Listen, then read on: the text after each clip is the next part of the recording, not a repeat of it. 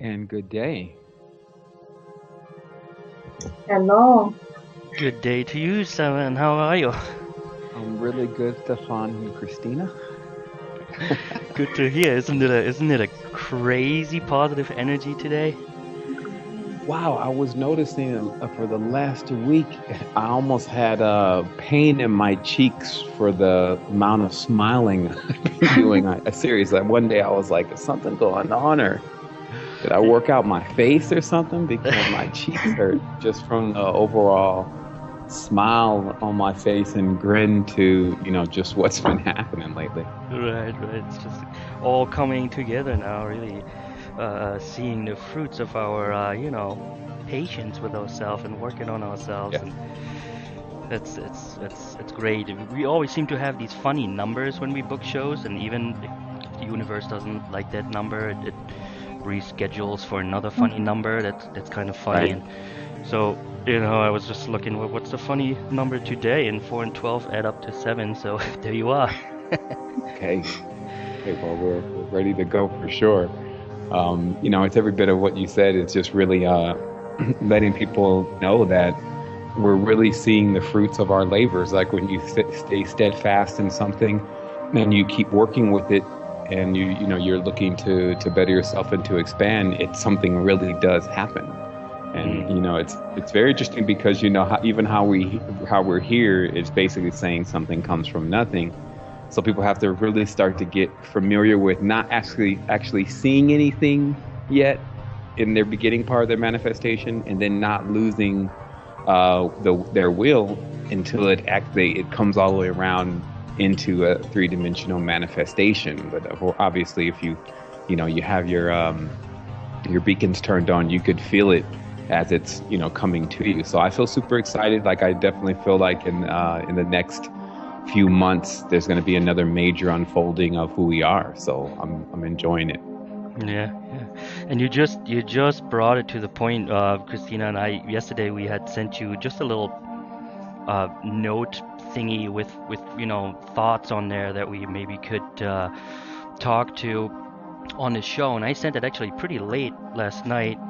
But until then, we've just had so many downloads and added to the list. So we'll see how much we get done here. But just maybe to get going, that sweet pain that you were just talking about, we were just talking, took another word apart here, nostalgia today. Hmm. And nost and algia is the pain. So myalgia, fibromyalgia, all this. The algia is the pain, and nost, our sweet pain, our longing for that home that we feel is there, uh, that connection to, call it God if you want, where we feel somewhat left alone, but we have that nostalgic feeling, especially Christina said, when I sit under the stars and look at the moon and does do this energy, back and forth, how you Yeah. get this feeling of belonging to the whole universe, that sweet, our sweet pain, algia. And then we went farther just a little bit, look at algae. Isn't that one of the first, living kind of one-celled thingies on our home planet here? Yeah. Right, Yeah. so Yeah. so there we are with that sweet pain. And what's interesting that nostalgia triggers, the creativity because, we think that sad feelings are not good because, you're embracing that negativity, but we can look from different perspective because, the most beautiful poetry, the most beautiful drawings are actually drawn by that nostalgia feeling. So how is that Yeah, I connected? could I could definitely say that, I broke through a couple times because of that sweet pain. And that's just how it really works, right? Because I can't say any clearer that the reason why I decided to figure out if there was something else beyond this is because I got tired of being here. And for a person to get tired of being here, they're experiencing a lot of pain. And it's still the same as, even in the gym, it can break down to something simple. The heavier the weight, the more the soreness. But then there's this thing going on when you're sore and you're like, yeah, I'm growing. And when we start to learn how to put everything into its proper place and see it as that, then we also can equally get motivated by it. And this becomes, the one who begins to really master this 0 and 1, because they're able to work with both energies, and to the point where they cancel each other out. And meaning that it actually doesn't become such an impact to changing your frequency abruptly if you're experiencing either one. And that's a lot about stability too, when you just think about that on a visual level, because, if the person's easily moved and thrown about and tossed about, they're really not also stable, so they can't really actually be a pillar for others. So I've been watching really this whole process of our expansion. It's really strange because, we're all in this university. You should definitely look at it now as one huge class. And some of the students actually start to come together and really start forming some student body. And I just been really feeling like, especially since I've been learning more about, what it is, what you're capable of doing with advanced intelligence or being an advanced being, I start to see in the reality that, I see a lot of stuff, but it's just really coming to the point where we can begin to teach each other about how we can utilize our abilities. And then it's like a leapfrog. It's like I'm really just, standing on some other being's shoulder so I can see further, right? And I can add that sight in what I already know, and then eventually get strong enough for something to stand on my shoulders and do the same thing. And as we keep looking up, we would keep seeing a more expanded version, and then that would be us creating a real self-generating chain, if you may, that it would anchor us in a huge, vast womb that doesn't seem to have any edges. And, our consciousness, though, and we could see so much the purpose of Earth, even why it's still necessary for people to really be what some people will call material, or, it's like, oh, they're materialistic. All they believe in is the Earth. And that's right. And that's exactly the reason why it's still here, because they hold the belief of it so strong and they are devoted to it. You see, so all divas need devotees, right? So Earth is probably beyond a deva, so it would need caretakers in a certain sense. And so those could very well be the people who don't really perceive in their mind that there's anything beyond or important about what's going on outside the bubble. And so I just find that now, as we see ourselves as one huge organism, as I want to talk about today, the most high frequency and what that really is, it starts to really become more dynamic, because you become more or less, a sovereign of the galaxy. But first also a citizen, though, or a denizen, or whatever word you want to use. And it's because we do have a common origin right now. And this is Earth. Like, we're brothers and sisters of Earth. There's no way we can argue our way out of this, or, say, oh, well, that was not but the cousin, and they came in from another side of the family. So, a lot of people try to disassociate themselves, or not be as connected, right? So we have still that overall program running where people want to disassociate themselves.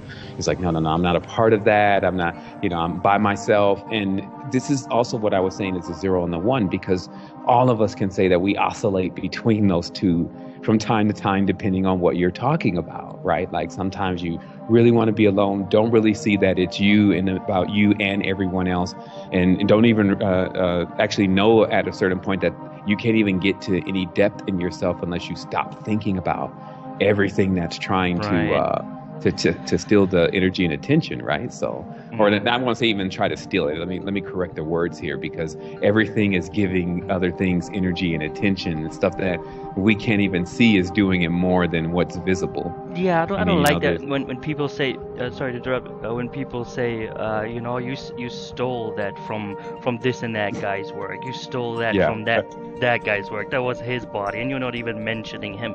That's kind of bogus. I think there's going to be some words that we're going to need to throw out of the language altogether, because they don't make any sense, right? And I'm sure as you're studying the language more, you'll start seeing that those words always contain certain letters and sequences. And I don't want to go into that, but this is what I had discovered just recently, where there's been when there's an addition, like in certain systems of knowledge, there was 25 extra degrees added to that knowledge, and when those 25 degrees came in, they were a plagiarization and a rewriting of something else. So what I'm saying is that if you put in a new, like the English language isn't even written like it's written right now, you put in some new words, you put in a couple new vowels, if it was built initially on having some kind of structure to it, not so much as meaning, everything has meaning, but if it was some kind of structure to it or sequence, that sequence would be thrown off entirely. And I personally can see now that is really somewhat of the art that's used is to how to get into the framework of how Earth works, emulate that framework to a certain degree, and then kind of steer the energy another direction that it would normally not have been going. Right. It's kind of like building up a dam and then channeling the energy into another direction. So yeah, jumping on each other's shoulders, right? Instead of trying all to just digest this for us and then produce something where people say, okay, this guy's body's work, actually be self-reliant and self-sure enough to be able to jump on that other guy's shoulder. And then if you zoom out, then that looks like building blocks for DNA, that will be that new being. And right now we're just trying all over the place to build our own little blocks, and I don't know, wherever we steer our energy, that's where we'll jump on each other's shoulders. But it has to grow at some point. Well, yeah, for sure. I mean, you could see it as, I was looking at something the other day and it kind of made it very clear. It's like, okay, so if you look up at the night sky and you see the gap in the spaces between what we're calling stars, there's no gap there. So in the age that we're working to get to, and so what happens is that you would see people scattered about, each building their own lighthouses, basically, and how that would appear in the physical world, because the physical world is just so far down from where the mission is. Basically, when you would come and see how it comes out here, it would look quite strange if you had come from up there. But if you live here, then it looks all normal. It's like, yeah, we're rallying against this force and energy and then the frequency and that we don't like anymore. And then all this stuff is going on. But on the more vast level, what we call vast space, it's just a light comes on. And then there's still an immense amount of blackness around it. But then there's a cheer still that one more light is on amongst almost a countless number of lights that need to come on. And but the interesting part is this is a hyperdimensional perspective, that it doesn't have to do with little simple timelines like Earth. It has to do with when we get nonlinear. And that's something that you can actually push yourself and push your body into actually being able to do. And then you see it all start lining up within you. And we were talking about that on another show, but not only within you, you see the corpus callosum and the frontal lobe have an extreme amount of light going on when your eyes are closed. And then in addition to that, you see a lot of phenomena going on in the actual physical reality. So, I just believe now that we have also something to examine that tells us, okay, no wonder why this is all is happening now. And that's when we look into all of the archives of where knowledge is, you find it devoid of this information. Like, especially in any kind of straight and narrow way. Like if somebody just look, you got 15 minutes, tell me what you're really trying to say. I don't have much time. I probably could really compress the entire thing within 15 minutes if I had to, about the big meaning to life, just to preserve others' time. So when I look into the history books and I look into all these different places, even some of the older books are written, like you're looking at thousands of years of people never really having access to the word. Okay. And this is just as clear as it is. The thing about this particular Earth that's also somewhat enjoyable is once you do figure out what's really going on here, you're able to take all of the mythological stories and all of the ancestral stories and put them all together like one big wheel that's been broken itself. You see, because I think if a person's culture is broken, it's because the wheel is broken. And if you looked on a spiritual level, well, what is that wheel? It's their history. It's like their entire timeline that connects in a complete ring. And when there's gaps in that timeline because the person is having amnesia, then this would create, a broken wheel in every sense. And so now I think that this is on a more grander scale, because we always have to do the macro micro perspective of this. It's a wheels like a puzzle, and then the adult or the parent just messes the puzzle up while the child's in there. And then the child is now having to put the puzzle back together. And we see this as, oh, well, I don't see why God would do that. And we go into all this weird stuff. But we just have, if we want to make a real example, let's make a real example of what's happening. We do it to our children. We constantly send them through the loops and send them through the hoops to let them test their mettle, so that when they finally get released from their house, that they will be ready for what is out there. And now that we're so big, because it's like we talk a lot about how grown we are. Like a lot of human beings is, I'm very mature and blah, blah, blah, blah. But you put anything in front of their face that doesn't match 5 and it moves, you'll see a whole different, you won't even really see that person anymore. I mean, they'll just collapse under the disbelief that there's something else out here that is off of the 5-base shape of the animals and the human beings and the trees and the plants that they've been looking at. So I would say for sure that, when it comes into getting that maturity, there's a certain level of knowledge that was available here on the planet for that. And I wanted to, I just wanted to take a moment to talk about that just very briefly, because it was a part of my notes, but not something I want to center around today. But I just want to bring people to, as I was saying earlier, just some of the knowledge that was going on here on Earth that's already known, that makes it a bit more easier. But these things you can see as metaphors. I wouldn't encourage people seeing these as physical beings, because they're at least that. So the reality is that there was one being in particular that I have been kind of researching and studying and all sorts of stuff for a while, known as Enoch. Because every time there was some crazy stuff going on where something was clearly manipulating the envelope, as I call it, somehow it was connected to the Enoch being. And this was like years and years ago, like 20 years ago. I came across some works as a child, which was the Testament of Solomon, and the Key of Enoch, the original book, which was actually taken out of Ethiopia, and then directly taken to the Queen of England. And so basically, what I'm saying is there was something authentic going on. This was like the real spirituality versus a lot of the watered down stuff that was hanging around.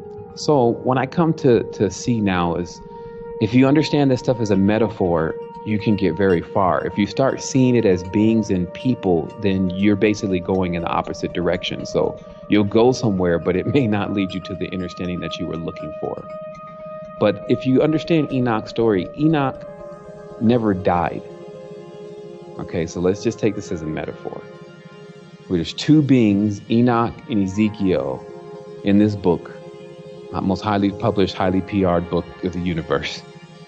And they never die. So the first thing is that if you were just to examine this book alone, just for the idea of not dying, and you just took apart this story, what you would start to realize is what Enoch actually did was Enoch went to what we would call, let's say, heaven or the astral plane or whatever you want to call it, with a physical body.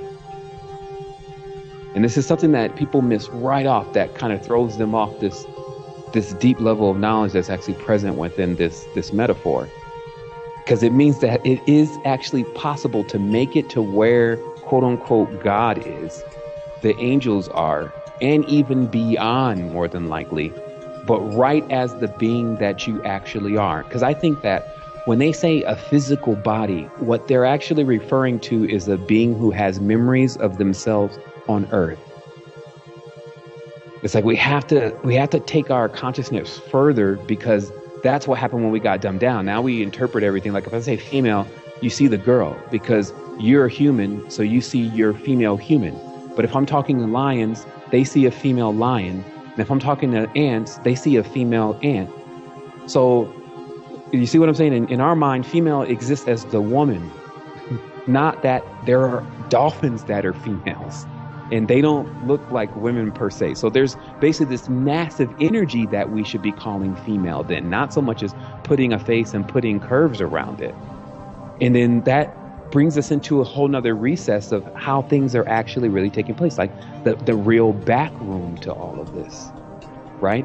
So what I started realizing within this character is that one of the human beings ended up waxing so strong with the knowledge about what the hell's going on that they escape the vacuum of time, which is a vortex, operates on gravity and space, and then brought themselves up into what clearly would be a world where other entities are operating that are operating as a primary and making of things happen down here, which we can seem to find a lot of evidence of. There's lots of evidence of that there's tampering going on from a much more sentient being than where the human being is currently. You have to put these words right. I'm not saying this being is higher than us. I'm just saying if you've been sitting down eating Cheerios and corn for the last 100 years, you may find that all of your powers of how you really gather information is shut down, right? And we know for a fact that that's happened. But what I wanted to get to here is this. So what was gleaned then in this encounter of this being known as Enoch, and it going through these other areas to where there were other beings with a story? And their story, when I'm starting to clear it up, wasn't so much as that they fell here, because this is the beginning of the lie. It's like, they got kicked out of heaven. Now they can't go back. First of all, there's no space and time for the beings that you're talking about. So if they were going somewhere physically, like getting in a ship and driving off to Orion, that wouldn't even be possible for what you were even talking about. You need to put it in its scope. It's more like that these beings found out something that the major being, who likes to say that there's no other like me, knows, which is our reproduction. It's our secret, right? It's the way to create life. And then decided, why are we staying around here anyway? Why don't we go create our own thing?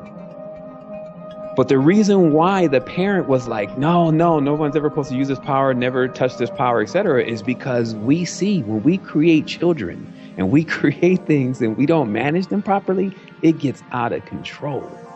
And this is what we're looking at as a planet. It's like everyone's creating, everyone wants to be ahead, everyone wants to put their idea in, but they don't even see the effects to their ideas and their projections. They just, for a moment, want to do that. And then it's like, after they do it, it's like, okay, man, I guess I really want to do something else. That's not really what a creator does. A creator has to be responsible for the whole creation.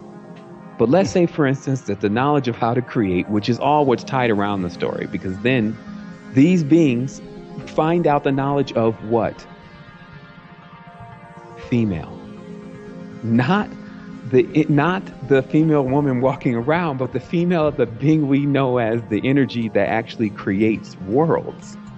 So that's actually what's going on here. Now this story starts to get rather interesting, because it's almost like the parents are saying, hey, don't ever try to find, the father's saying, you don't ever try to find the womb and how I create that secret. She's my wife. And this is why I was saying in the Egyptian text, notice how, and even in the Catholic and everything, the mother is holding the child basically, or she's holding her son. But as you know, in those Syrian passages, the son is also the husband. That gives a whole new meaning to the word micromanaging. Right, or menstruation for that matter. Yeah. All the words take on a whole different connotation when you just get rid of the idea that there's cooties and start realizing, basically based on math, which is mathematics, how we would get into this womb anyway. So then we can see that, okay, so there was a most high being, whatever his name was, father, whatever, fire, whatever, and it had a female, or it's a female as an energy. And then that female was like, nobody could touch her. So that means nobody could create. So the only beings that were ever created then were the beings that energy created. You see what I mean? So this is how we're actually getting the story. And what I'm telling you, this is how you reverse engineer and extract the story of what's going on. Because then what's the next part of the story? Oh, they saw the woman, and the angels saw the women, and they went with the women and had kids. Okay, so this is, again, a very compressed now, corrupted now revision of what actually happened. What it's saying is somehow these beings found where the feminine component was and started creating their own worlds. And this is now coming in focus to where we're at right now. They started creating the worlds, just like anybody else that I know who has a child, and then started realizing, oh my God, nobody warned me about how difficult it is to take care of a child. This is ridiculous. But because of the fertility, like you have like one child, right? The fertility of the beings and the power in their minds was so potent. Remember, it's like all of us there at one time. That once one seed is dropped, it's Pandora's box. Tons of things start manifesting. So this is funny because it's like the child that does something and that the parents told them that they probably shouldn't do. And then they start seeing why they shouldn't do it. And they're like, oh my goodness, it's going crazy. Mom's going to kill us. Dad's going to kill us. Right? So then what happens is that they create these several worlds. And these are the beings that people are calling archons. They continuously create these worlds, continuously enveloping all the beings that are born there in this whole spiral, right? This spiral is known as Sophia. Okay? So now when we're looking at the story, this is something that the last part that I want people to extract here. And it's that if you really, really pay attention, what you'll notice is that when people keep saying, well, it has to be a day that we all get out of here or we all go into our power and who we really are. If you really understand what you're saying, that means that you would need to get to a point, and everyone would have to get to a point, actually, not just you, but everything that you're connected to, everything that you're seeing will have to get to a point where it comes together again.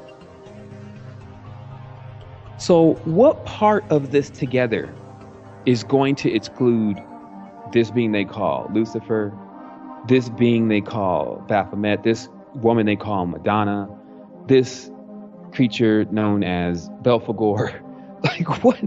You see where I'm getting at here? This is why it's so difficult in high levels of consciousness, because you start to come into some real fat ass realizations that the most high frequency is actually everything all together. And there's no addendum behind what everything is, like excluding blah, blah, blah, blah, blah, excluding blah, blah, blah, blah, blah, and this person because they did this, and this being because they did that, and this being because, and then they caused a galactic war, and then the planets came out in line, and blah, blah. It doesn't say all of that. It says you guys will never get on your high frequency again until you come all together. Now, this is why I was saying it's very important to not put faces and characters behind these metaphors. Just like I was saying a long time ago, it wasn't even a great idea to externalize them. Like should keep them inside. So that way they are exclaiming their greatness, but somehow from inside of you.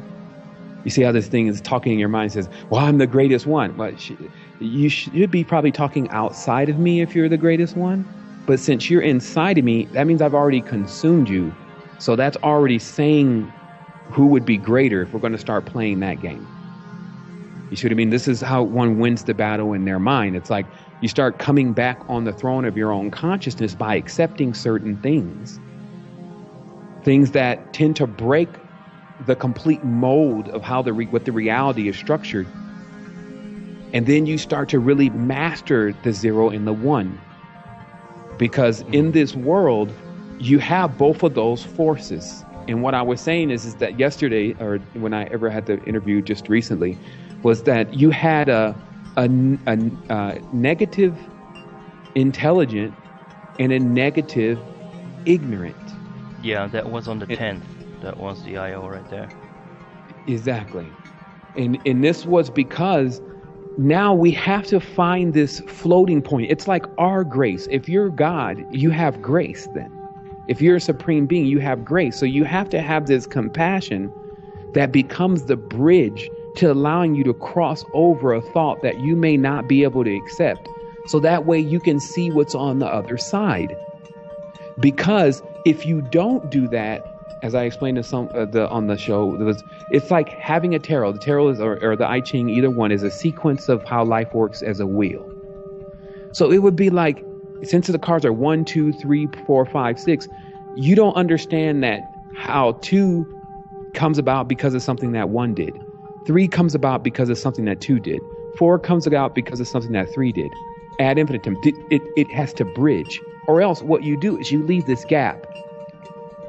And this same gap is what they often talk about within a lot of things, that there's this gap and everything takes place in the gap. There's this 0 point. Everything takes place in the 0 point.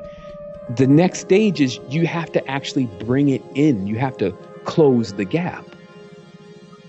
And so what I found now is that because there's no one to go and bow down to. There's nothing to go and worship. There's nothing to go and call upon. So I just want people to get it clear. This is not about going and studying the Keys of Enoch by Hurtak, because they went and you can see where other people have completely stumbled over the whole thing, and in their own greed, their own Smeagol, their own golem, when in possession of the ring, attempted to make it their precious and didn't want to give it to anyone else. Because listen to what I'm saying.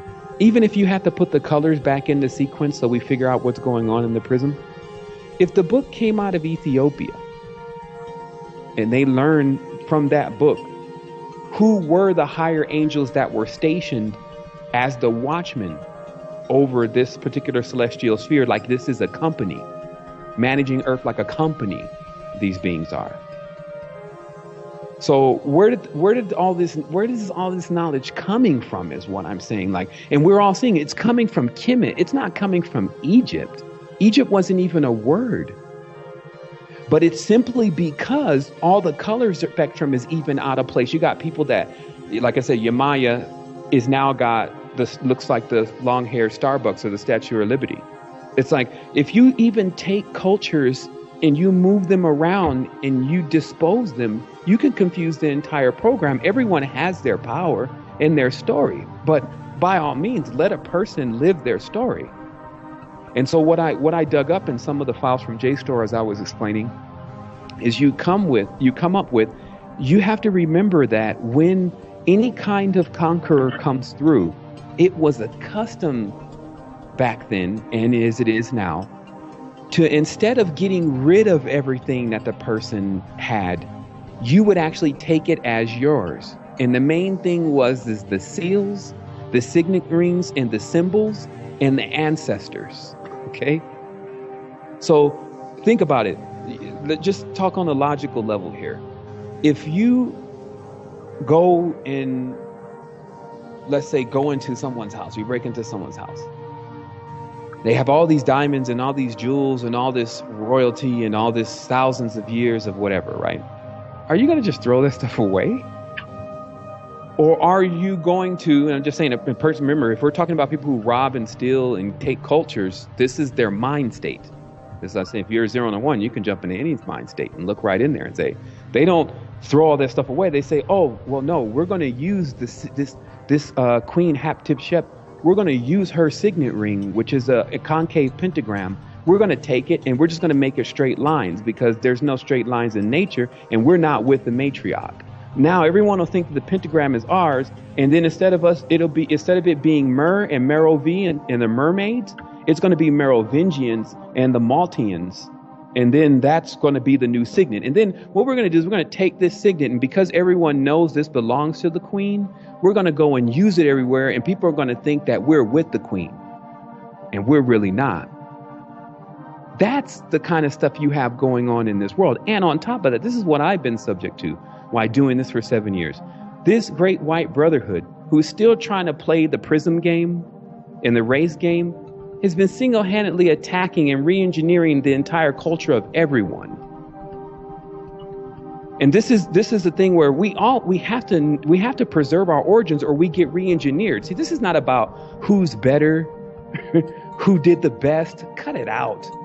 This is about, if we lose our history, then we can get re-engineered. Any mechanical organism moving on a 0 and a 1 can suffer re-engineering if it doesn't have its origin program. So this is also what I was saying in the other show. This is what's up to stake here. Why, we may sit back with the leisure of thinking that we have time to figure this all out. Actually, you already knew what it really was anyway when you started really reading it and looking at it. It all depends on you now. And this is the strangest thing, and many people know exactly who I'm talking about, and I'm talking to you. It's up to you now.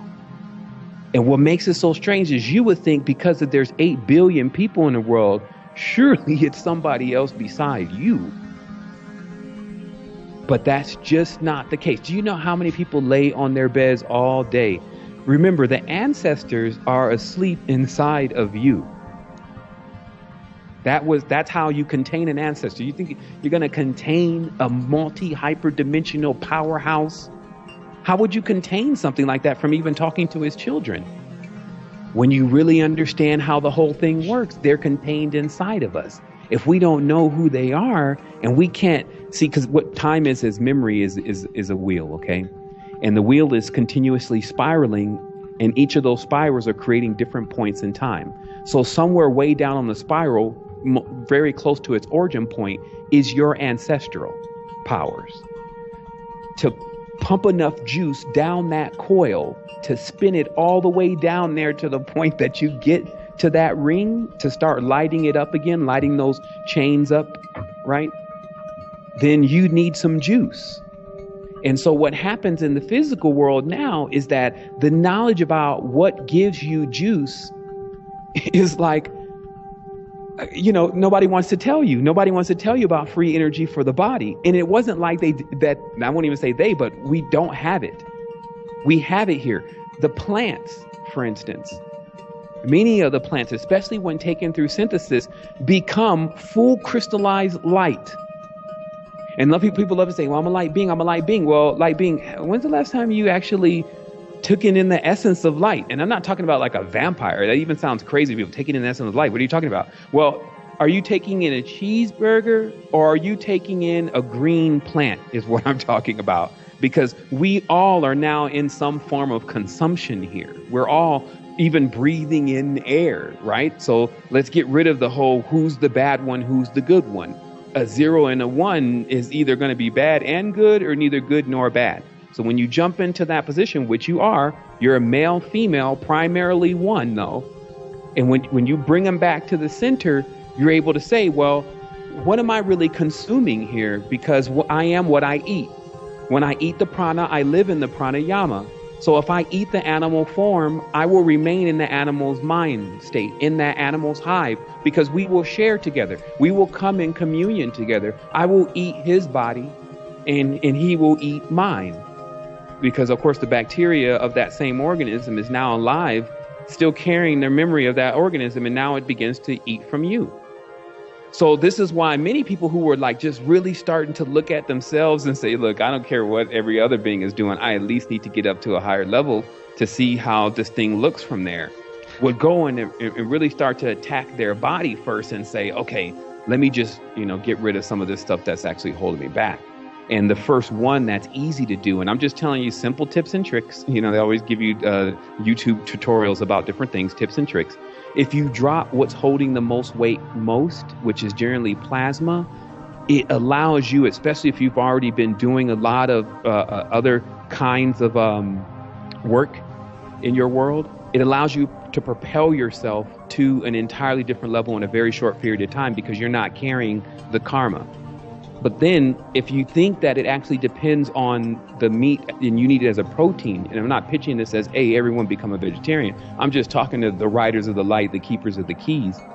It's really complete protein. It was discovered that, people who are especially O positive, O negative, the O blood types, many of the RH blood types, etc., need something that's inside the plasma, something that's inside the meat, or else they just, they have anemic problems, the iron goes down, they can't get full, they start losing weight, okay? What it is, that same element that's actually missing is in egg whites. And I found that egg whites, which is just simple boiled eggs, pull out the yolk is the baby, you have to discard that, but the actual, what's around the egg is what the egg eats. The baby eats, it's 100% assimilable for the body. So just giving you, again, some more tips here. Also, you have to, for those who don't have that meat problem but still can't maintain weight, I'm up to 190 pounds now solid because of the complete protein.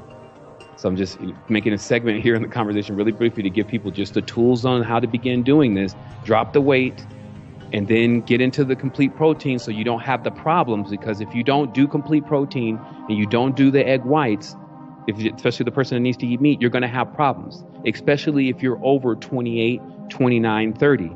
People who are before then, they can quit anything and readjust anything and change anything because the body hasn't really started molding itself into a pattern except for what's being suggested to it by others.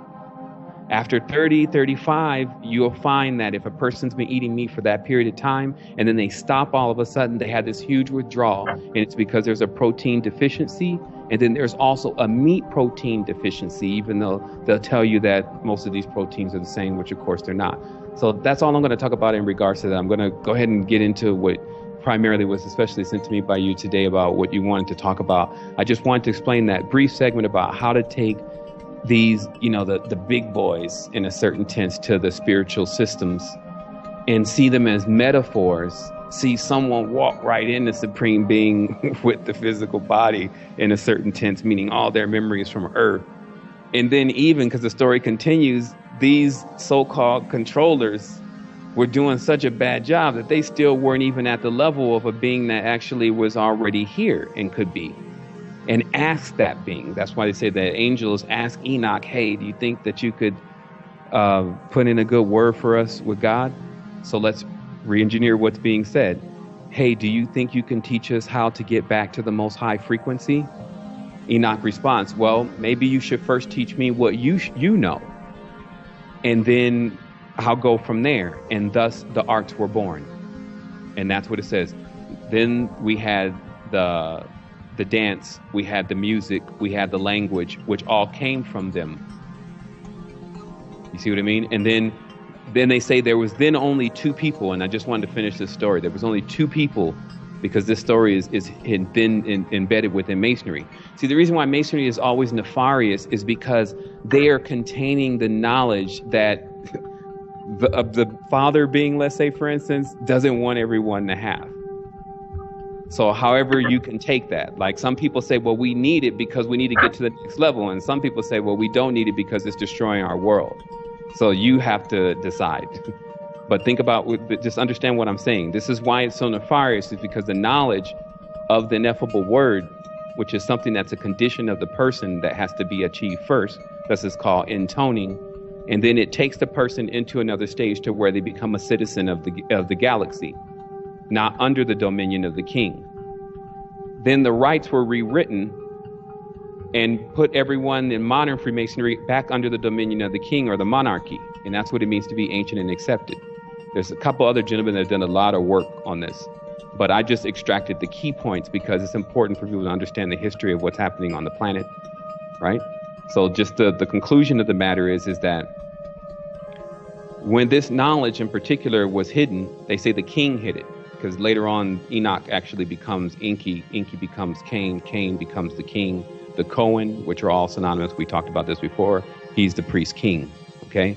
He hides the knowledge underneath 9 vaults. And I believe what this means is inside of you, you have to penetrate 9 levels of yourself. Let's not use any number here, but this is what it means. 9 levels of yourself to reach the ineffable name, which only you can pronounce, okay?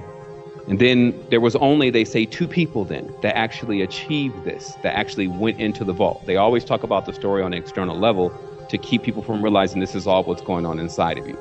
But they say the only 2 people ever found this vault that was buried below the temple, and then breached the vault, saw the tetragrammaton written on the delta, and pronounced the word, and then went into their next stage, right? So then they're continuously lying. The word is intoned. It cannot be actually pronounced externally because it doesn't mean anything externally. It only means something internally. Once the words are actually pronounced, the person actually rings their entire timeline. That activates them.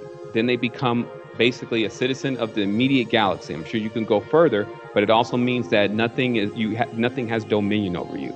So it just simply means that if you get yourself together, get your frequencies together, start really working on yourself, you move yourself out of the animal zodiacal system, which is a program in itself, actually the program of Zodok, the priest. You move yourself out of the animal zodiacs, and then you go into what it is really to be what we are as human beings, which is surely, again, very expanded. So the last part of this story is that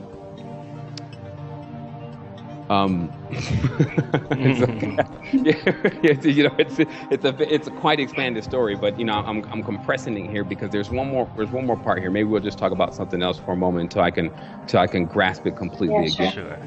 Yeah, I would love to talk about maybe just we're talking here about two forces that combine our reality of this division, like female and male, but we also have another part of the rainbow, many colors of the rainbow. So maybe we can just touch some maybe topics about the maybe homosexuality, but bisexuality, how this is seen from energetical soul experience point of view, and what it signifies in nature. Are there more genders than we were thought there are? So what do you think about that?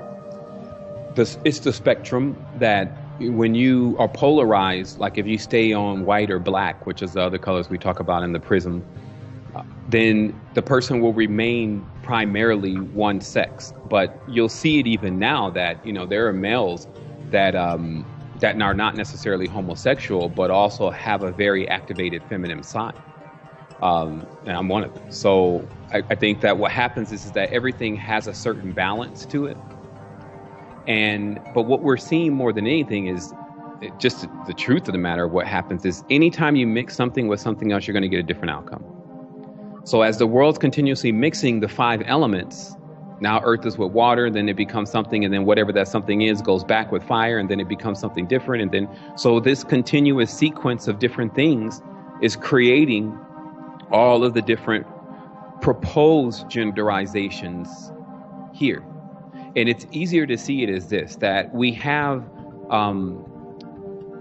parts of us that are internal and what parts of us that are external. I'm trying to remember the actual terms here. It's like the difference between having an orifice versus the one that's actually external. So throughout the entire body, which is, and I'm not talking about the physical body, I'm not talking about the actual whole compromising of what the person is. There are several internal and external holes, upshoots and downshoots, like the same things which you find in dowsing. And this is determining what part of the person is operating as a male per se, or the masculine energy, versus what part of them is operating in the feminine or the female energy. Because with all these people, whether they want to be homosexual, transsexuals, whatever you call it, you'll still find different variations of the male and female forces within their psyche. Like if you sit down and you start talking to them about something else, you'll find maybe they get completely withdrawn and passive and go into a feminine perspective. Then you start talking about something else that offends them, you may see they get in an uproar and start going into a masculine perspective. So the last thing that I believe that people really want to start doing is judging the smear, meaning that you're going to see you're going to see black and white and everything in between in time.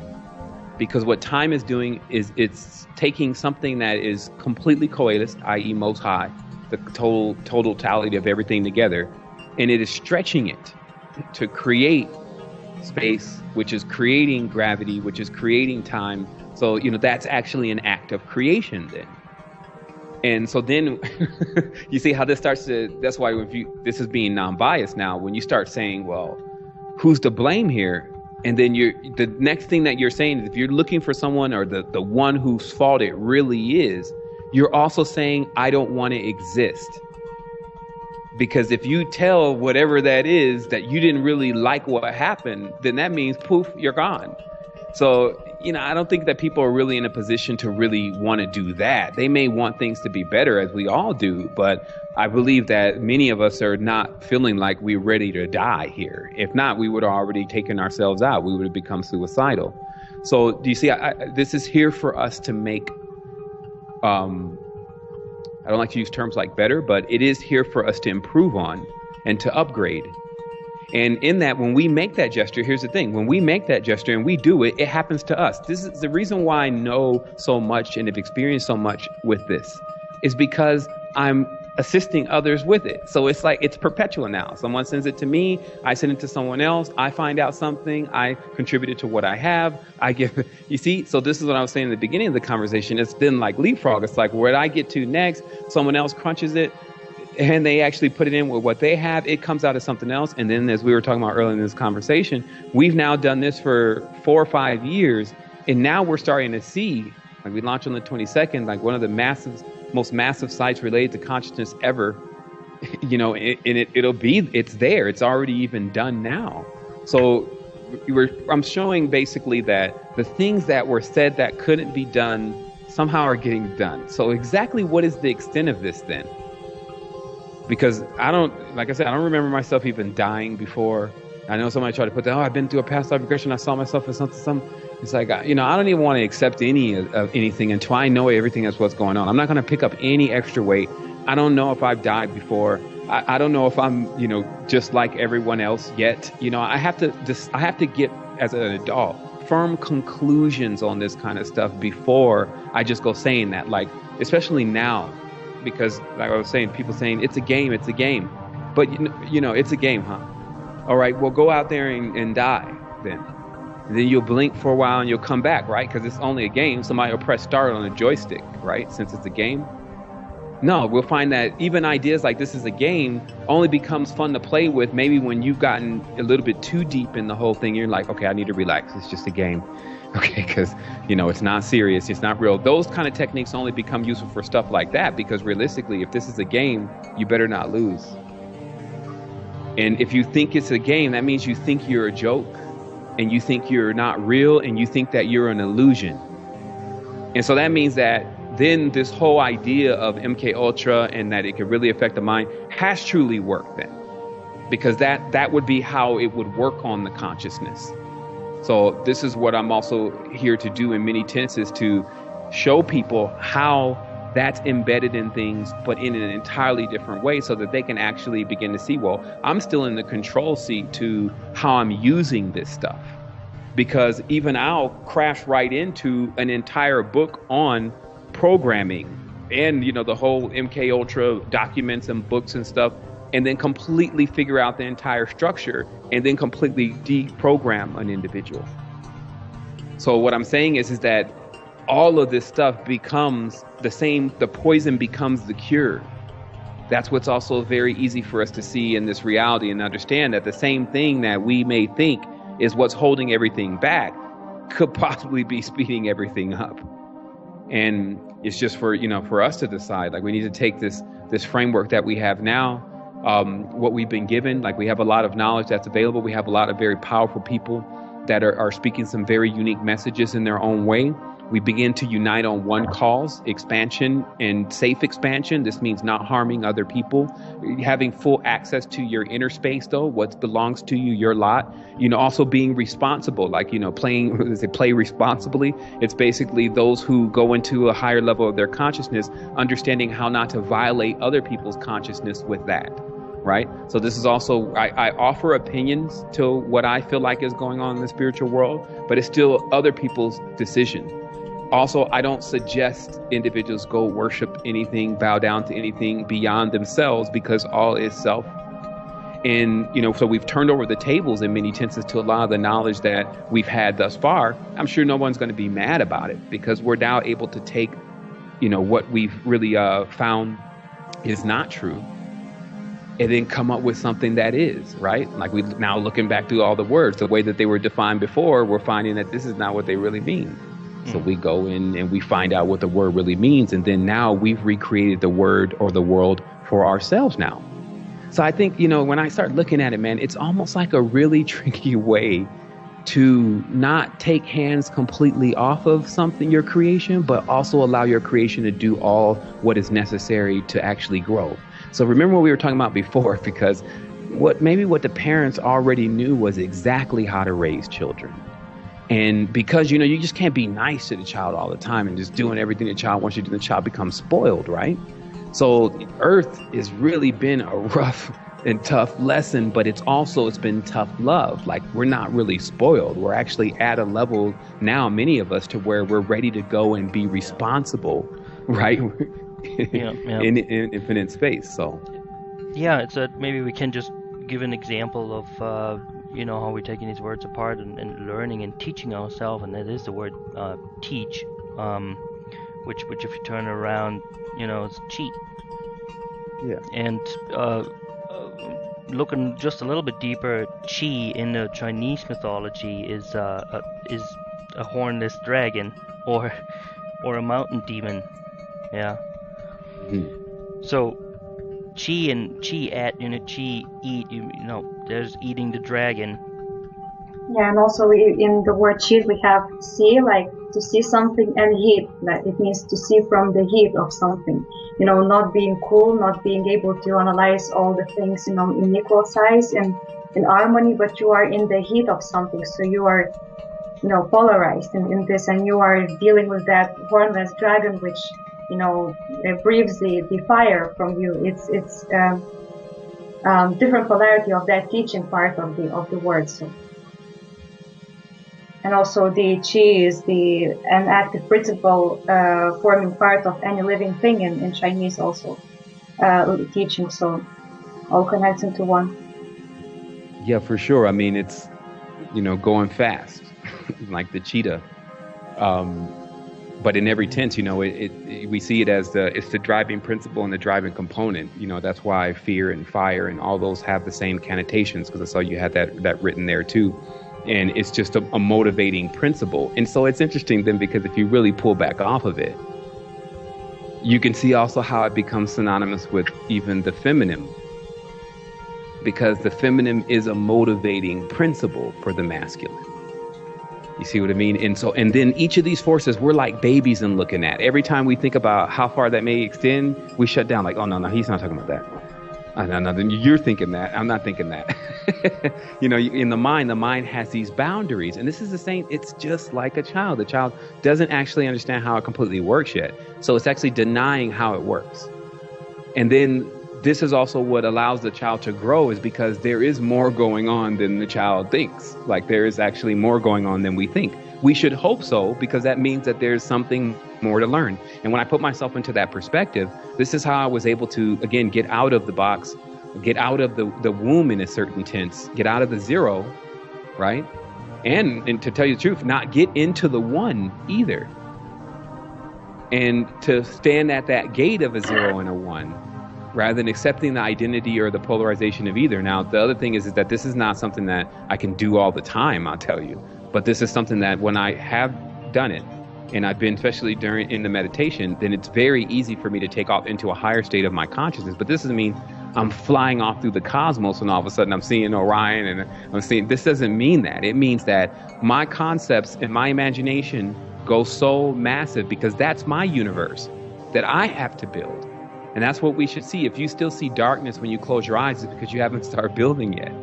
And then if we open our eyes and then we spend all of our time building in one's world, right? Because that's what this world is. This would be one's world. So if we spend all our time building in one's world, because one is the one doing the building, is what I'm trying to explain to people. And that's why that's why I said on the last show or on the previous show, whatever, that the masculine principle, what you would even say is a Yaldabaoth, what you would even say is the king, is actually, that's the masculine, that's the one. And the one is going to always attempt to get a piece of the pie, because that's all it can do. And this is what the papacy is, and the Pope is, and the poetry and all the P's. It can only get a piece of the pie in the pyramid. Every time they ask for something with their words, they can't get the whole thing. That's why they have words. You see, it's like, give me some cheese. You didn't ask for the whole thing because you can't. There's no word that means the whole thing. That's why, and this would connect what I was saying earlier about what the ineffable word really is. It's not a word. It's a way of being. And when you're like that, and somebody asked me to highlight that just a little bit on at least one of the future shows, that we need to do a whole nother show about it, but it's about how I was able to reverse my karma, because I didn't start off as being this individual that knew all of this knowledge and had it all going on for themselves. I was headlong in the same karma bearing stuff that everyone else is in, but I reversed things by taking on the aspect of giving. For me personally, I just gave it all away. I saw it as my weight. Once I woke up, which I had the ability to do first, and which was great, because I don't think I would have been able to do it without that. Meaning, if I'm not telling you, go and give all your stuff away.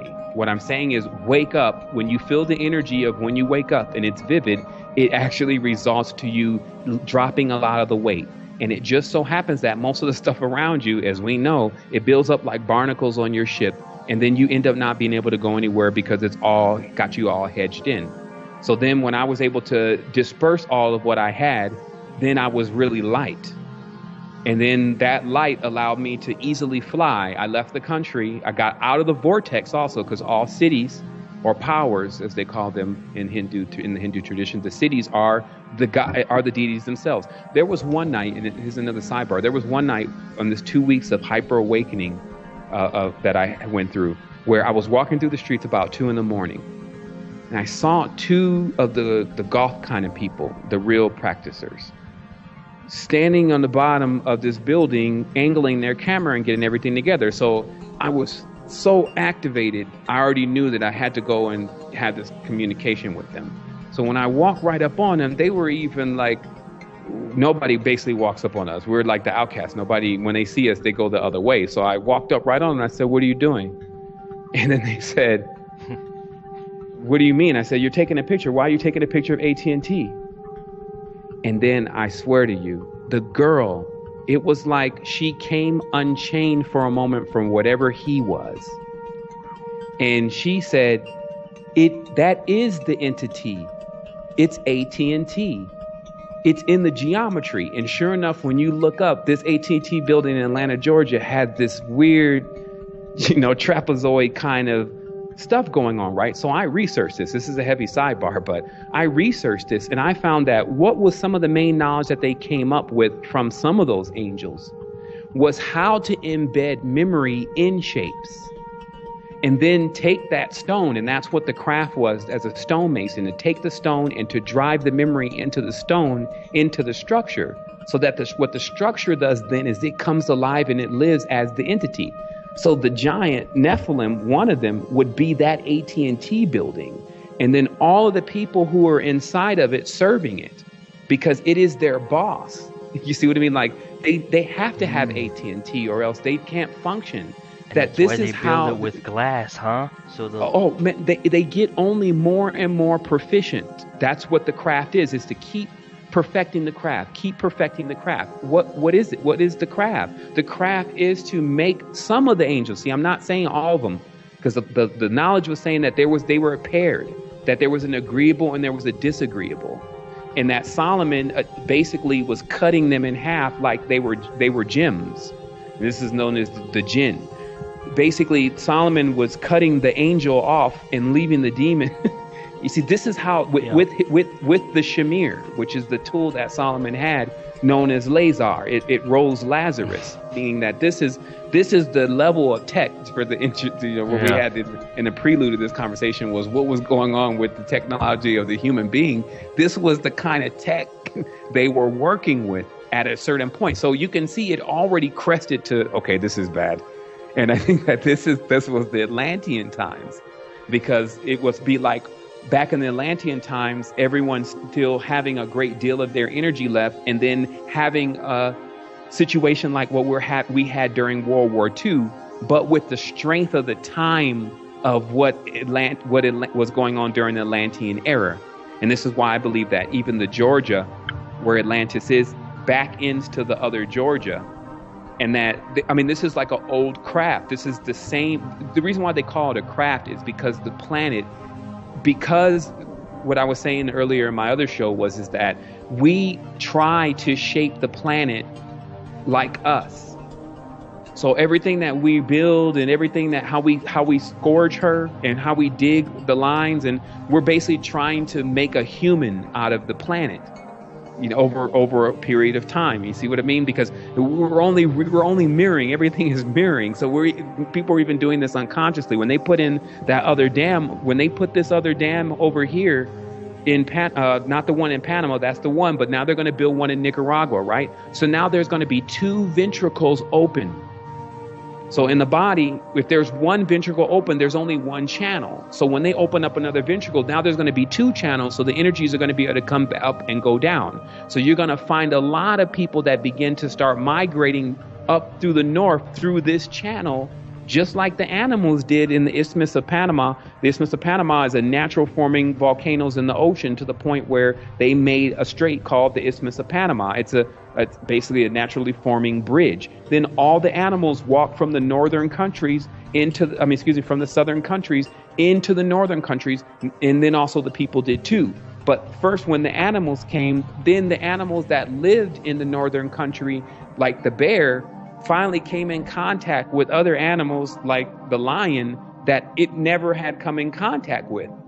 So this is what I'm saying is that even if you just watch the animal kingdom, and this is what Solomon was even saying, you would learn everything just from there, because you would be like what the old people used to do. They get the entrails out there, they throw some bones out there, and it's because they know that as above, so below. If you have that sight and you can see, oh, okay, this is what's going on a much higher level. Orion is now invading the Pleiades. You see what I mean? And that's now, if you're studying like the scenes and you're just watching all stars, right? Versus someone in the bush may be like, this pile of Polyrhacus is going over here and attacking these wood ants. That means that it's time for us to get the village out of here. Someone's coming. You see what I mean? It's like, well, grandfather, how do you know? And then it's like, son, when you finally get to my age, and this is what you want to do, I'll show you. So this again is the bridge, right? And that's what's actually missing from our cultures. We don't have these old people that we can go to that know about their ancestors, and they say, okay, when you're ready. See, because Earth is like a party house, though. From like I was saying before, from 13 to 26, 14 to 26. How much really counts personally against you as a being is still very slim, because you're not in the age of knowing. You don't actually have gnosis yet. But once you get gnosis, that's why they say it's better off for you not to have gnosis at all than to have it and then to go against it. Because once you get gnosis, now you can begin to interpret, you can make more adult moves. And that's all this is about. It's just about you, just like what you did when you left the house. Everything is still the same. You left the house because you got tired of the rules in most cases for people. It's like, I don't want to keep coming home at this point. Actually, it's not even so much as that. I just want to be out on my own, right? So that same kind of action is what happens to us next on a spiritual level, if you want to use that term, that we say, okay, you know what? I don't need my crown chakra to be managed anymore. Like I'm really ready to go in a projection. Okay, well, show us from your root chakra, show us from the netherworld all the way up. What have you done? So this is when you take your own self to trial. Okay, it's like you're going to galactic court. Like I can stand in front of no man, like stand in front of no woman, like, but I will have my day in court. Because how long have you been here? Have you been here 26 years for a person 26 years old? Or let's say for a person 35 years old, have you been here 35 years? Or have you been here 13,133 days? This is the trick to numbers. It even happens in Costa Rica. 10,000 colones is $20.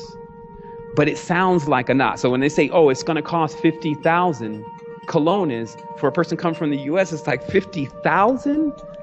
It sounds like a lot, but no, that's $100. So it's the same thing. If you say, well, I'm only 30 years old, I'm still young. Wait a minute, are you 30 years old or are you 12,000? That's how we use this system to benefit us. You see, because then you can just decide, okay, I've been here long enough. I'm like here 13,000 years, 13,000 days, excuse me. Every day for me is like 1,000 years too, because of the kind of being that I am. I'm so low on the cog line, I'm actually seeing the sun and the moon go across the sky, rather than being so close to it that I would actually be inside of it, and none of it would even appear to be separate. So I must admit that I may have partied a little bit too long down into the lower frequencies while I've been discovering more experience with myself.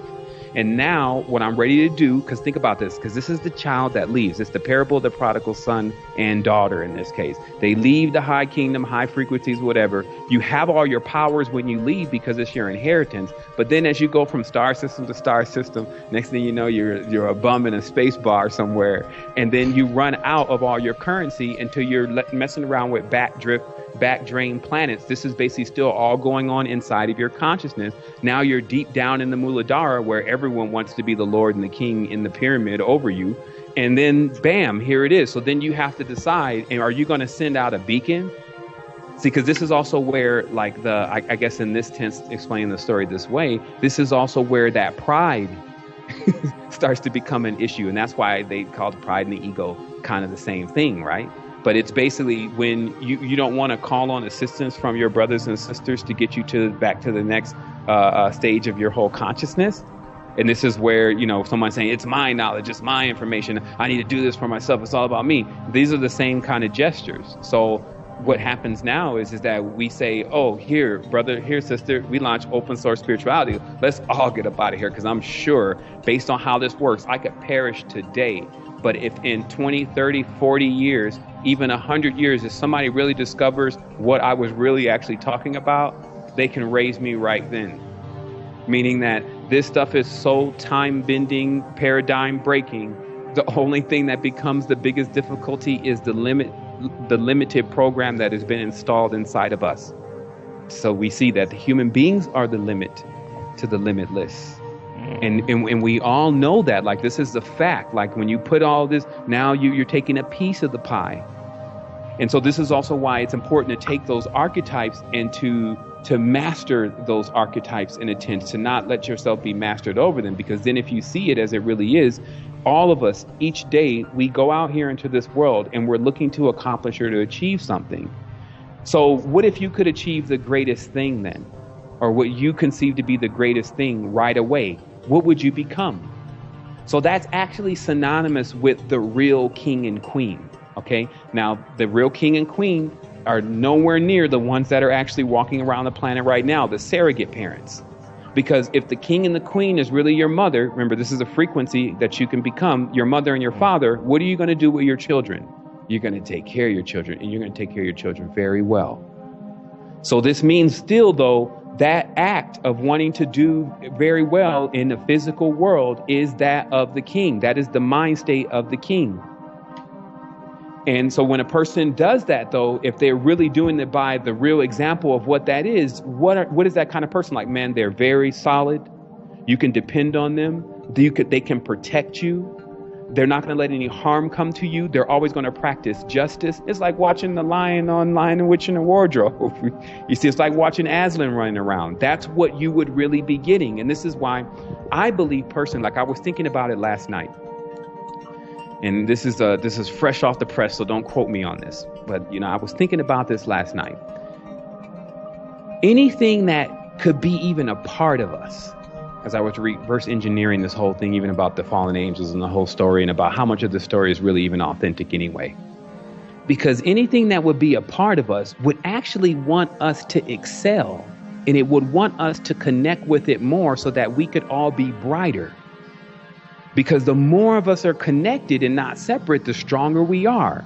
So this, if it was a controller and it was a part of us, it would toil night and day to make sure that at some point we all came together.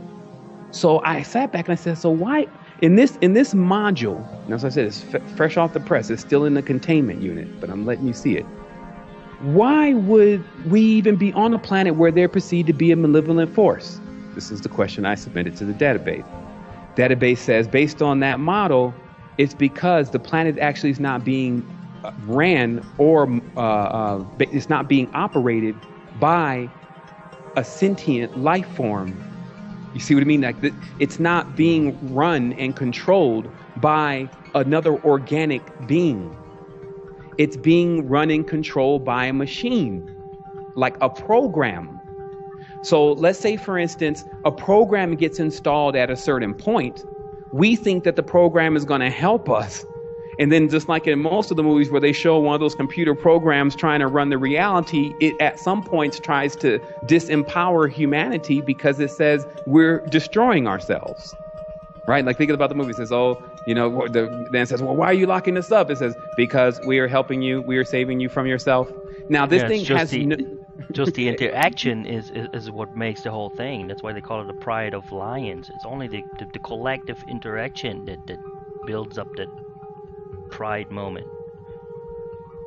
Yeah, I mean, and again, what I was also saying is, remember, this one's fresh off the press, but it gives us more of an explanation to how.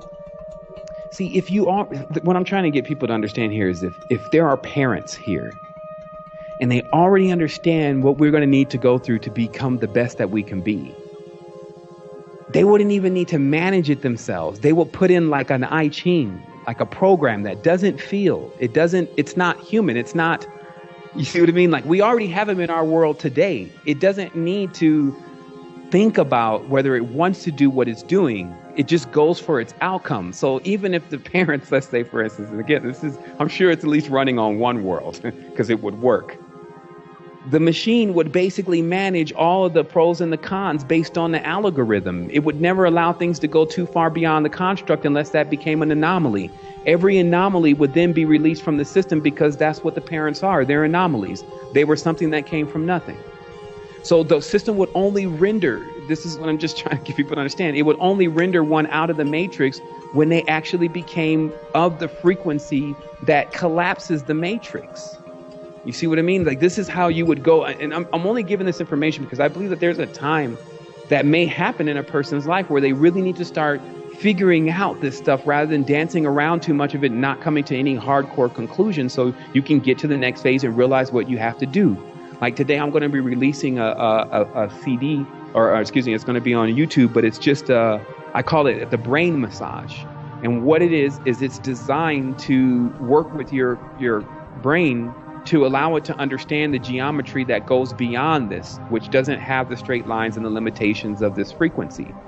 I'm doing this because I'm telling you that we could have already been into the next stage of our consciousness, but the reason why we're not getting there is because we want everyone to go. This is where I'm starting to realize, like, even some of the most powerful of us have decided to just really sit here and do really nothing and forget who we really even are, just for the time in which that the great signal is rang. This is what the trumpet is that they're talking about. It's some kind of frequency that goes off and then it just wakes everybody up to what they're supposed to do.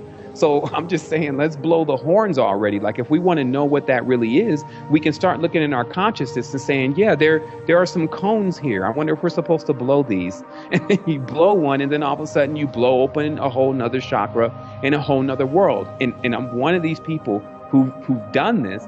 And again, I'm totally stable. Like, I can totally just go back and do whatever the Matrix would be doing right now and not even have a problem doing it. But I'm just saying, we're on to something here. And it wants us to. And instead of me all day making everything my enemy, I'm attempting to build a bridge to it so that way it can really, really expand into where there's no combats going on. Yes. You see what I mean? And then listen, I believe a part of this, because I think I see some of the beings that are on the lower level as basically being mad. They're in some kind of madness, so they can't even understand what it is that they're doing. But this whole kind of madness would come about anyway when there's a feeling that there's a scarcity of energy. And that scarcity of energy actually equals darkness.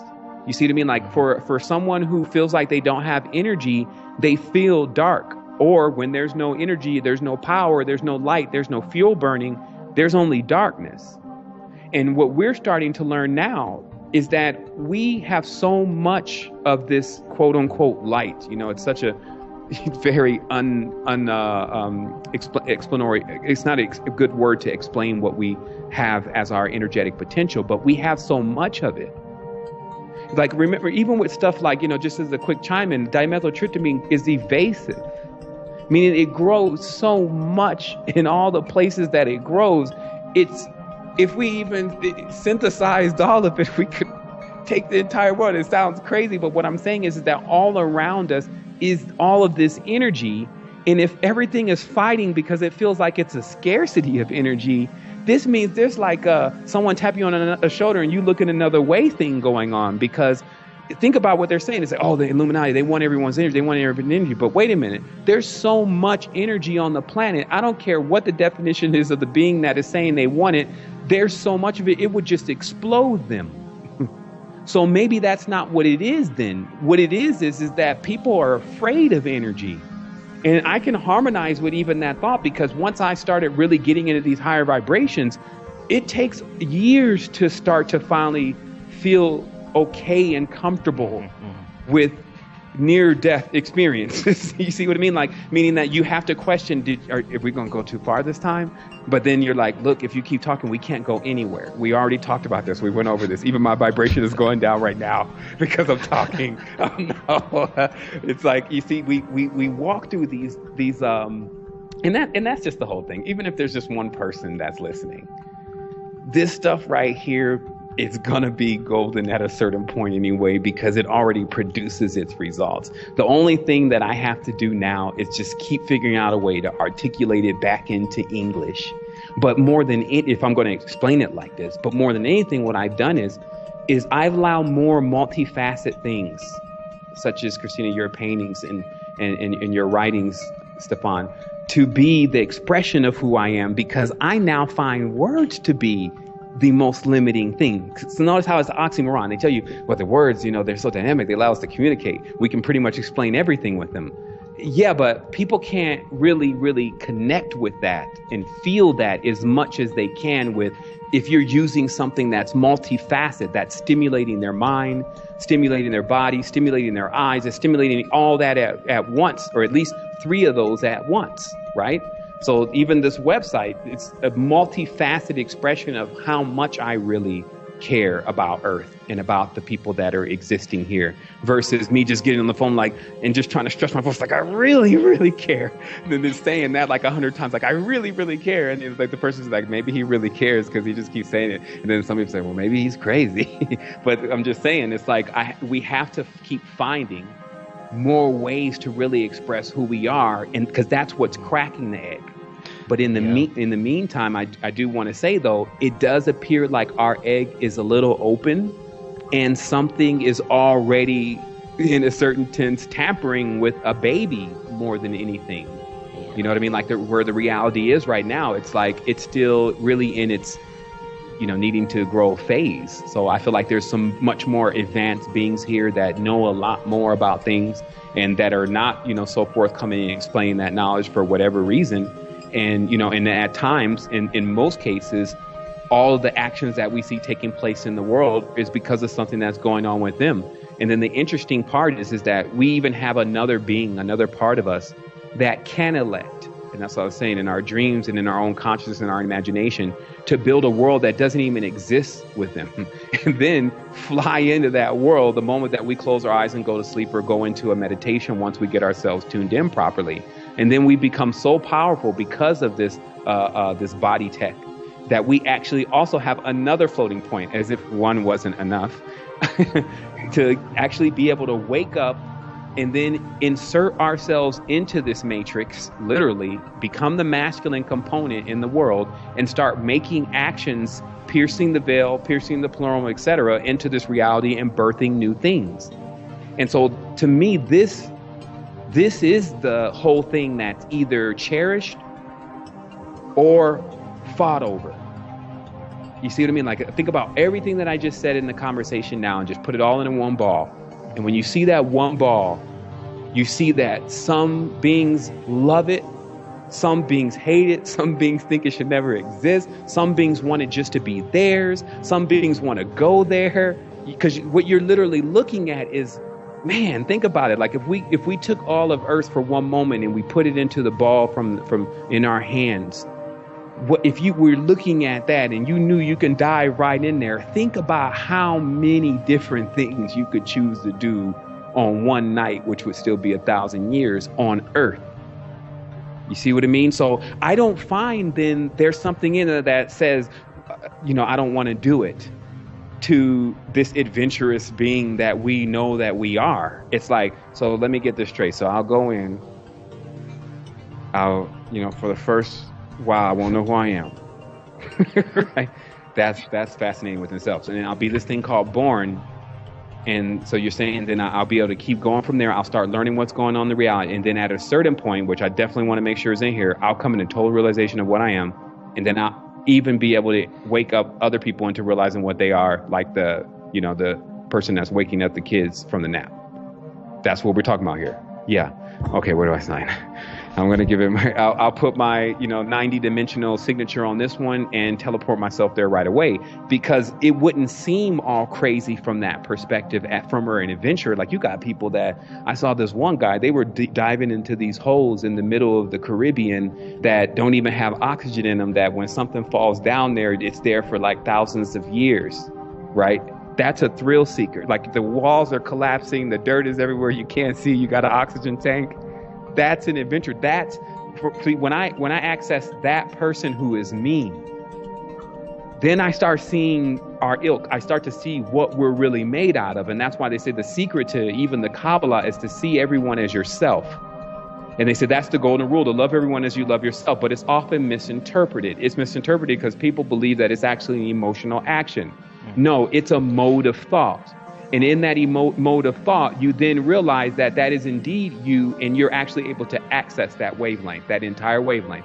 And through that, you can control anything. That's the secret to the Kabbalah. So taking that into more constructive use, right? Constructive being something that actually can assist us. Then we see that when we look at others, even on the TV, and when we look at others do things, you say, look at me. Look at me. I'm just going off with the dance right now. Now, this is crazy, though, because now what I've done is I've split myself up so much I can't even really dance anymore. So I've got my dance over in Shakira, and I got my muscles over in Schwarzenegger, and then I got my mind over there in Montauk, and I got my, you see, so I've done the God to myself. I've divided myself. And then that's how the being wanders about. Now, if you think about this, it all makes perfect sense now. So then now the being's wandering about at only a fraction of itself, but enjoying itself because it's experiencing other parts of itself that are actually somehow not connected. They don't feel connected. And so, again, the module itself is brilliant. It's more like a training module. This is why I was able to, again, breach into hypersentience. And this is cheating. Okay, because what it's doing then, when you create basically a self-replicating OS or an algorithm that begins to actually create what you expect to see around you, is you create all the necessary scenarios that you need to really see in a very compressed period of time that's actually taking you above the speed of light, which is beyond time. That's, I mean, so that's where cheating becomes. That's where trusting. The cheating comes in. But this is, it does become trusting, but the trusting of, look at this. This kind of thing is hidden. And I tell people, like, if you want to understand the archetypes, it's hidden in the idea of the Lucifer, the light bearer, the one who's actually going to bring knowledge to people before they're ready for it.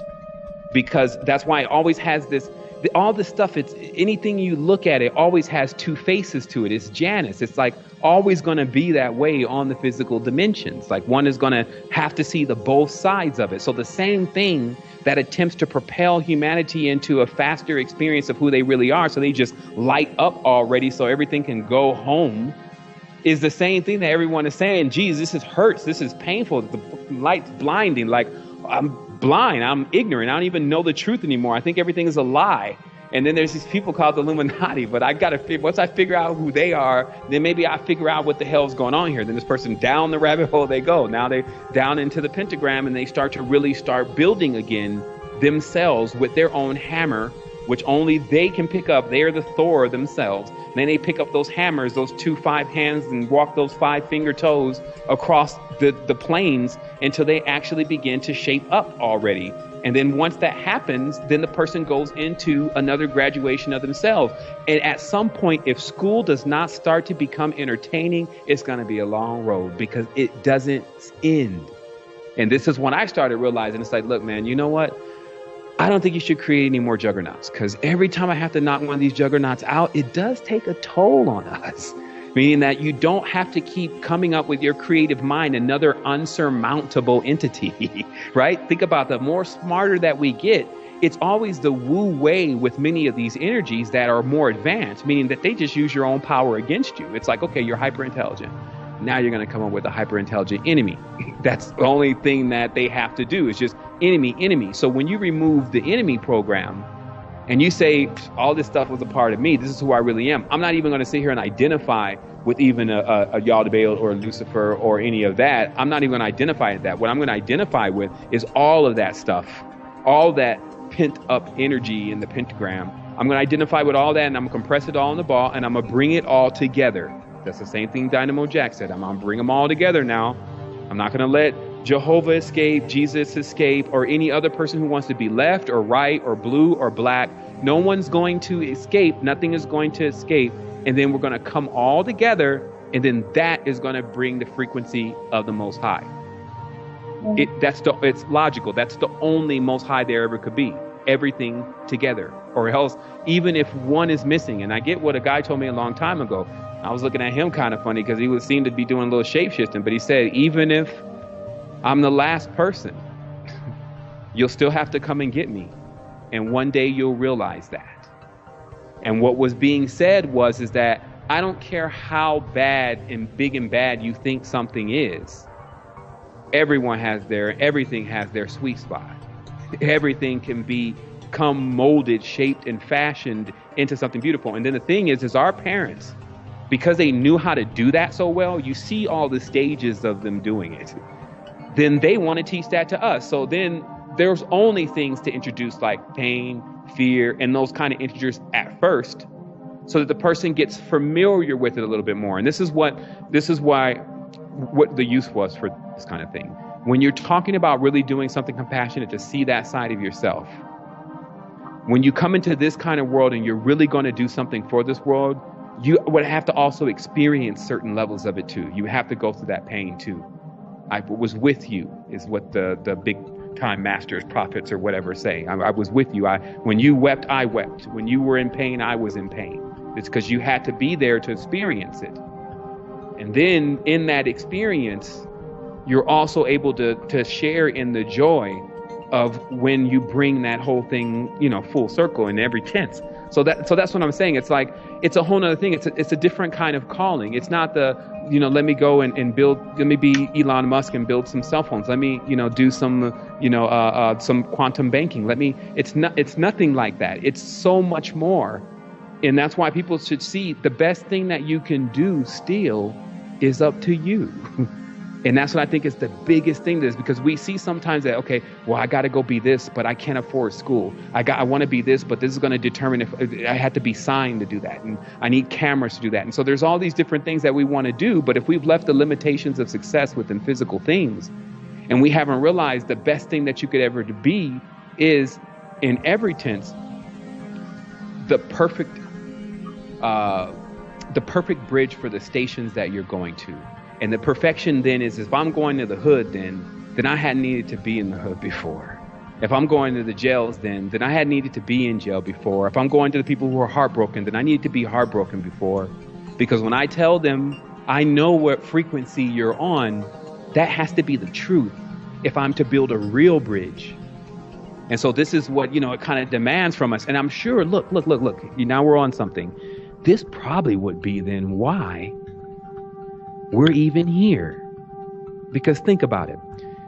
If you're looking down, multifaceted, multi-splendid beings painting universe, right? And then you see some beings that really need some assistance and you want to help them. Even just connecting with them and seeing their sorrow brings you into sorrow. And then you may ask, hi, Father and Mother, how can I help them? And you say, well, to help them, you must be with them.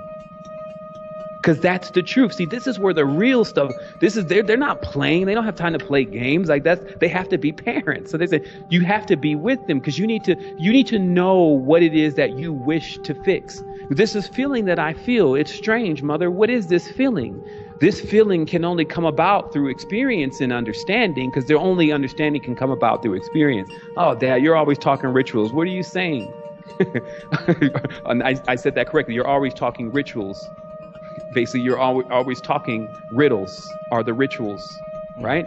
What are you saying? I'm saying that you need to go into that world and to understand that frequency, to understand those tones, those vibrations. Well, then that's what I'll do then. See, so there's many stories then. And we either have all of them or one of them, right?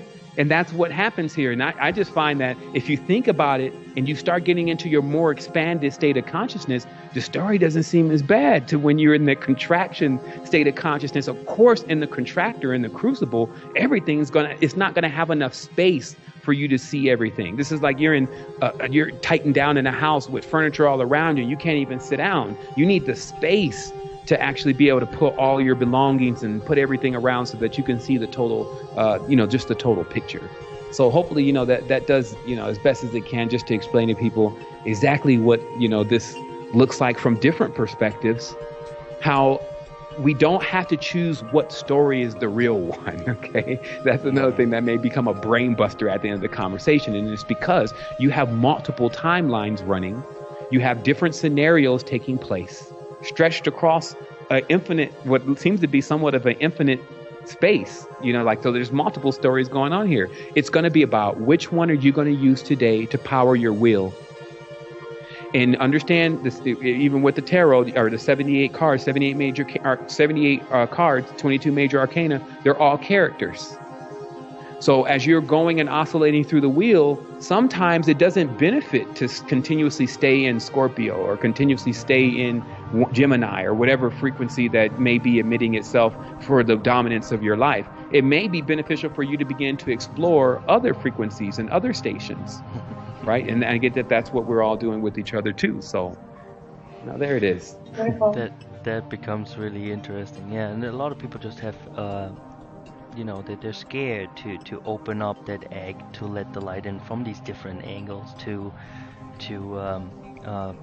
get fed on by that, feed on that, and like you said, we're using, the language just becomes old. We can't even do anything with it anymore. But it does give us a direction, a way out of here to explore the language. And I really like, and not to cut you off, but I just wanted to really highlight what you said, because you said it perfect. Fed on that and feed on that. And it's because that, even behind the scenes, everything is in communion with everything else. Like, it's just a factor of our world that we don't understand that six, right? Or we don't understand the full ramifications of the continuous creations that are taking place here. But instead of always being, and this was I was saying before about even when going into these experiences, it becomes very overwhelming for a moment unless you basically man up, use the masculine side of yourself, the female has it, the male has it, and says, look, I'm not going to let this take me. I'm going to ride it. And this is, anyone who's been on the ayahuasca and things knows what I'm talking about, but they may have been more of getting rode in a certain sense. Like, it's just all this stuff is happening, and you just almost at a certain point start to become feeling like a victim to it, as the mind continuously speeds at an unstoppable rate because it's out of control. And the continuous thing is, am I going to die? So when you actually man up on it and ride it, you actually say, okay, stop. I'm going to use this. This is my power. This is my ability. And then so that at that point, what would then be feeding on you, which is the chi, it's burning, it's a consuming fire. You would then feed on it. The moment that I saw a being that attempted to access my mind, I accessed its mind first and pulled its entire archive. It then retracted because it knew that it had basically given up data that it wasn't supposed to give up, and it fled. But if it was an actual benevolent wants to share that information with you.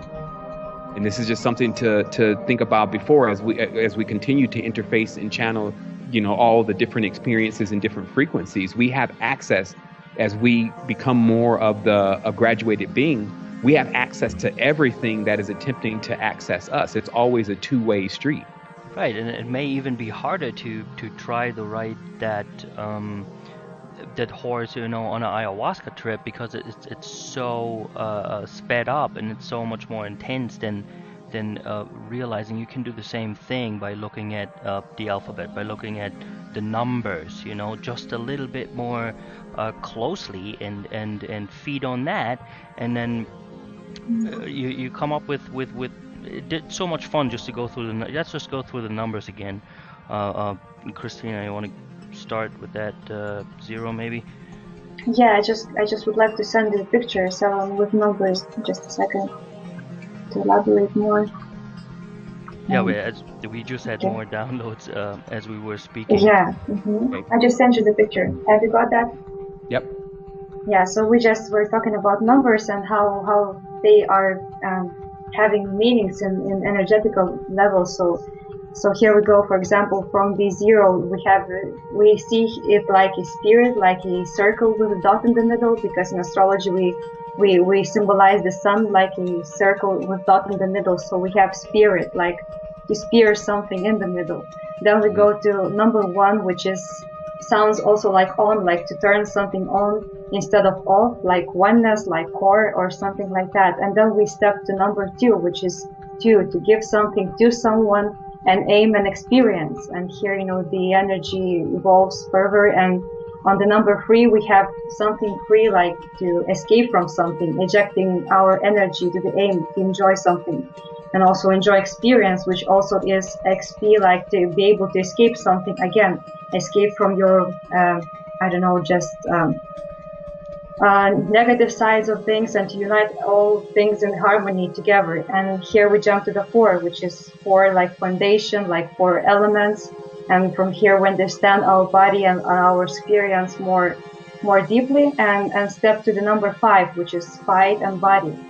And from here all the interesting things happening, like we're stepping to the number 6, like we are getting to know ourselves more, and to step into the balance point.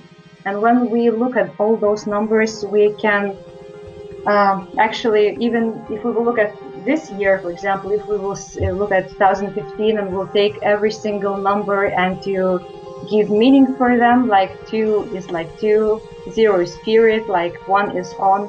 We can understand the meaning of the year in a numerological way, and also in spiritual and also etymological together. So I like it. I like it. I like it a lot, because what I've been really working over here to do is to really begin to map out a specific sequence that I believe is how the world is running, and how many of the worlds are running, especially with what we even perceive around us that we expect to be there. And I just only say that in the end of all this, because all the backbone to this becomes numbers, then it actually becomes very easy to interpret what also may be going on here. And this was, just to put the final information together of what I was talking about earlier in regard to the reality being managed by some kind of synthetic system in a certain tense. Not saying that Earth is synthetic. What I'm trying to explain to people is like the law. Like actually what is keeping people at this stage of the consciousness. It's more like a computer or a machine, more so than an actual person that is, connected to us all, because that wouldn't even work, because they would eventually just give up on it or not want to do it anymore, and all the stuff that you see that's connected to human beings. You see what I mean? They have a tendency to not be consistent and see something completely through. So numbers, they do that. Phi, it does that. It sees something completely through. So I started realizing that the end of all technology is actually when the algorithms come. The algorithms are similar to the isotopes that you saw on Tron. They're basically self-evolving entities, as if they know how to think. And what they're doing and how they function is that they have taken so much data, like taken so much information and seen the cause and effect, to the point where they've mapped that cause and effect onto a hardcore integer, like a number, mainly a 0 and a 1 and a floating point. And then from that, it can then determine what you expect to see next. So like if you're driving, you expect to see the mountains in the background, you expect to see the signs, you expect to see, and all the expectancies, if they're happening in a sequence to where you expect them to happen, you don't even realize it's happening. And the only reason why, you don't even realize that that's what's going on. And the reason why something like this is possible is because that's where our technology is going. That's where all this goes. Once the molecular scanner is released within 6 months, then the database is mapped of the molecular pattern of most of the elements in the entire world, because it's actually open source project by SciO. Then what this does is that it actually takes everyone into the last stage of what the computer age is, to discover the algorithm, which is how to give intelligence to a machine, so that way the machine can just do the operations without any input, but to be accurate. There's a game that's called No Sky that is one of the first stages of this kind of algorithm. What it does is it's a game that you play, and it generates everything that you're seeing in real time based on what you expect to see next. And in that, it creates these multiple worlds with these animals and all the trees and all the birds, and everything's in perfect place. But it's just a mathematical code. It's not like a whole game that's like 10 gigabytes. And if anyone just understands kind of like how this technology pairs directly back into even the creation of the phi-based body itself, they would look into these kind of things and to see, where those connections really are. But I find it to be that the computer was actually created based on the model of our consciousness, and not vice versa. And from that, the only way that it actually works is because it is replicating what we do and how we function. And so, and then the last stage of where we would think we wanted to go, and this is the people who are always looking to be efficient. Okay, so that same idea of conservation and efficiency has its ignorant side. That's what I was telling you. Everything has two sides of the coin. This efficient says that if there's basically machines running everything, then there will be no imperfections, and also things will be able to go a lot faster, because obviously computers make calculations within small fractions of a second that humans make, and there's also no margin generally for error. So again, this all stems into something that already happened, and the frequencies are already here and they already exist, and even people tap into them now. And what I encourage people to do then is to just find a formula. I'm not saying do this or don't do this, because if you understand what I said earlier, the Most High is a composition of all frequencies. End of the story. If you can't accomplish that, you'll get looped. You'll go back around the universe again until it shows you that's what it really is, until you begin to realize all itself. Even if I can't handle that right now, I still have to get looped. You see what I mean? So this is not something that I believe is something that we can play around with, because there's no real reason for us to be outside of this. Again, if we don't start to understand this like that. You see what I mean? Everything that's in the world is already enough for us. We haven't gone beyond that. Why give us something more if you haven't even extracted the knowledge out of the trees? You haven't even communicated with stuff that, actually contains more information. You haven't graduated the universe. Exactly.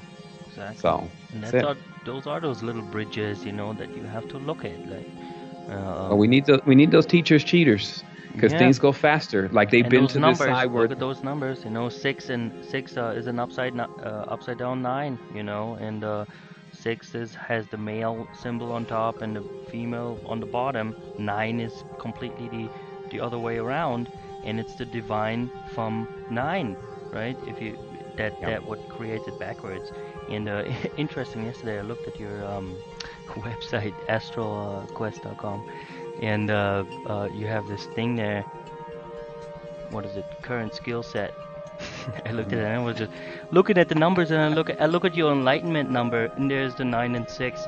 How could it be any different? You see, combining that male and female knowledge. What's missing? 4 foundation to put those two on top. %, right? Oh my God! Right. And all the other ones just add up to 10. Well, see, okay, so 7, this is what I'm saying. Then 9-1 empowerment. And this is what I was saying. It's a perfect example to understand how the algorithm works. Yep. See, the algorithm can make sense out of anything. That's how it's designed, because somehow human beings made sense out of everything first, and then the numbers. You see what I mean? It's just interesting. This is something. Yeah. It's really a deeper meditation, because you can sit and you can see how the numbers would attach themselves to the energy and then would roll across a sequence, and then that something that reads numbers could see that sequence easy. Computers read numbers, computer calculate the phi and everything, right? So it can see the sequence easy, versus we have to see it another way. We can't see it through the computer. We have to go to nature because we don't use seeing. We have to feel. You see what I mean? It's like that's to show us kind of what's happening here. And I was telling you that this is really where the White Brotherhood's gotten themselves stuck at this point, is because they want to calculate it. And they calculate it and they see it in the numbers, and then they create programs. They also create eidolons, which are basically emulations of ancestors. And then they run the system like that, and then it doesn't have that feel. That's what a surrogate mother is. It's not actually taking care of you. It's like it's got its hands inside of plastic, and then it holds you in the crib. It's kind of like really like that. It can't and it's a metaphor that I'm talking about, but that's how it would attempt to embrace you. It wouldn't become you. It would interact with you from, through the plastic, right? Get where I'm coming from? So it wouldn't attempt to become you. But remember what I was saying and why we came here, because we said, well, how would you really understand what that feeling, that frequency is? Well, you have to experience it. You can't voyeur it. Mm-hmm. You see? But see, this machine in a sense that I'm talking about, which is, they say, what even the Greys had gotten themselves onto at a certain point after the machine age, they attempted to understand the world through numbers. Notice how I'm telling you that we're on it. We're just walking up a pyramid right now. I'm not saying I've even said any of this stuff before. It's just, it's all coming out because you can see it. I'm sitting there looking at Crawley, Blavatsky, Frater Achad, and a few more of them, Mathers, all sitting in front of this temple. And on the top is Aiwass with the alien head. Aiwass is the actual archetype of the gray in itself. Huge brain, man in the moon, like Ego Swan was trying to tell everybody. He even told you that he was even in Scientology and had to get up out of there because he could remote view, and that they were using the church's powers and what people were discovering in the church, in the government and in the military, and they were using the churches as basically the places that was getting them all this knowledge about how to do space travel and hyperdimensional travel, because they were witnessing that phenomena in the church. Right. And then in the end of it, they're just digesting, the guys before them. They're just digesting Sir Francis Bacon and Saint Germain. Right. That's exactly right. It's just And look, notice how the whole overall theme also is to produce an alchemical body that doesn't have a dependency on the universe. So this would mean to be able to create a body that only has a brain. You see, because you remember how you understand that the body, the chakras are actually what they would call the original archons, because they're living through everyone that exists here. And that's how everyone is still remaining on the template. So in a sense, we need them, they need us, and that creates the relationship. But what probably happened is somebody thought they had a bright idea and wanted to re-engineer or genetically engineer themselves to remove such dependencies. Like the same thing that I just recently saw in one film that I was watching, where they wanted to genetically engineer to remove the senses, right? The fear, right? To remove the fear. And then what happened was, if you think about just this story running on this timeline, what's then generated is the being that actually can't feel. So the only thing that it can, because if you can't feel, you also can't be smart. You see what I mean? Like you don't have any, you're not feeling any experiences, so you can't grow. So now you need to come up with another, like a prosthetic, like an actual mental, spiritual, physical prosthetic in which you could see and try or attempt to experience what's going on in the world in hopes of gaining your senses back. And that's when when they start building glass houses where the light gets in, versus the pyramid where it's dark inside, only certain angles let light in. And what you're doing in the pyramid is that sound and vibration and that feeling and that emotion and those colors out of you, instead from the outside in through the glass house, which shatters with one stone thrown, right? Exactly. And then what also happens is instead of the ancient intonations, which were the real words, if anyone would need to know, if that was even allowed, that's what the words would be. Like I have a friend, he told me straight up, and I won't even say anything about who he is or whatever, but he got impatient with the whole thing. He got tired of hearing all these different stories about who was what. He found some knowledge from the Rosicrucians, and it was on a level that he hadn't seen anybody else with, and so he decided to join them. And this guy was still so sharp. He was also a programmer that he kept going. Every now and then I would talk to him and, see what he would want to tell me. And he did remain secretive about a lot of things until he would get upset that maybe I was misinterpreting something. So I talked to him one time, and then we were going through this conversation. I was explaining him something about with the words and the language and cymatics. And then he was, I guess, tired of seeing me just going through the haystack trying to look for the news. He said, look, what they have is, they have the words that came from Kemet. And these words and how they're said, they're just frequencies and simple tones like ma, ba, ka, these kind of things. And he said, and through those words and how they're positioned, they can create anything. That's the end of the story. That's what they do. And only people that have access to that, he said, only people that have access to that is the people that are way up there in this. And I haven't met any of those people yet. And that was the end of the story. But if we really think about it, the words, the tones, and the vibrations, which are primary to numbers, right? Like numbers don't come till later on. It's like, yo, why are you writing numbers down? We have the tone. I can't even pronounce the number. Look how much confusion would be in the number. It would literally be saying something with a word, but then interpreting something as a symbol. And if for some reason it was a little off, meaning it just wasn't even drawn, if it wasn't drawn the proper way, it would immediately be misleading from there. But, and this is what I was saying, the factoring of zero is a big part of just switching the brain into a whole nother state. It becomes useful for this entity, because there's clearly one of them, at least out there, that they're aligned with, because it can't read emotions. It can't understand that. It sees everything really as numbers, I think is what we're talking about here. And that's why maybe I caught this notion in the beginning of my model I was telling you about earlier, that it seems to be being managed by something that is not one of us. And only way it can become that is either it's a synthetic that we created, or somehow it's removed all of the things that make us feel that we're here. Right? Like all of our organs, like all the serotonin, the melatonin, and all that stuff, that they would equally love to throw under the bus and tell you the body's not crap, you need to get out of here, blah, blah, blah. Now that would be more like putting ourselves in the same situation they're in a certain sense, especially if we didn't gain really the experience and the actual lesson from all of this, right? Because I guess that's also where the Lucifer connects to. That was the negative side of Lucifer, because it probably went completely into the whole transformation of itself and actually even reached the point where it messed something up, which is the whole Atlantean story centers around, etc. And then now all the people that haven't messed that up yet are still, like, in a certain sense, more superior than it. But it still remains here, just basically with a lost cause, because who's going to reverse engineer a being that has lost its life, right? But then what we do then is we're actually stumbling upon the entire plight of the universe, which is certain beings that make decisions that end up getting them below the speed of light and to the point that they get lost. And then not having other beings that are compassionate enough and that have their own light through that compassion to be able to dive deep into those fractals and actually get them. You see what I mean? Because after all, who wants to go back to Earth? Who wants to do this? So this is where the pain comes in. It's like saying, who likes pain?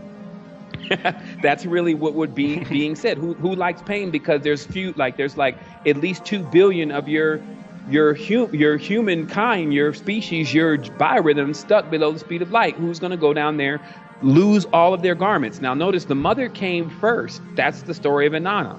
She took all of her garments off to go get her son. Right? And each time one of her things came off, and it's a metaphor, that's one of your abilities get stripped off. Now the question that's asked after that, each time something gets stripped, is, are you still you? Notice this, just hone in on this for a moment for me. It may be a recording that we listen to later on, but think about this.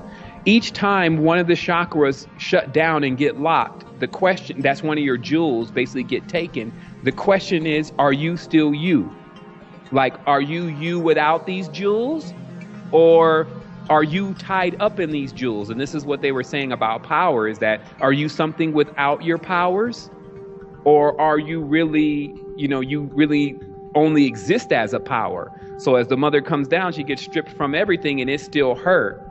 And then she sees her son there. So I think that what this is really about also is it's about us living a life with no powers, because that's definitely what's been happening here for a while, but still being us, the essence of who we really are. Despite it all, we're still in here, and we're on the cusp, I believe 100%, especially from what I've experienced and those that are around me, on the cusp of turning on, getting our system back, getting our jewels, our chakras, which are also our history, our culture, our will, all our inheritance, our connections, our family, in the middle of getting all of that back, or forward as it would really be, depending upon how you were looking at it.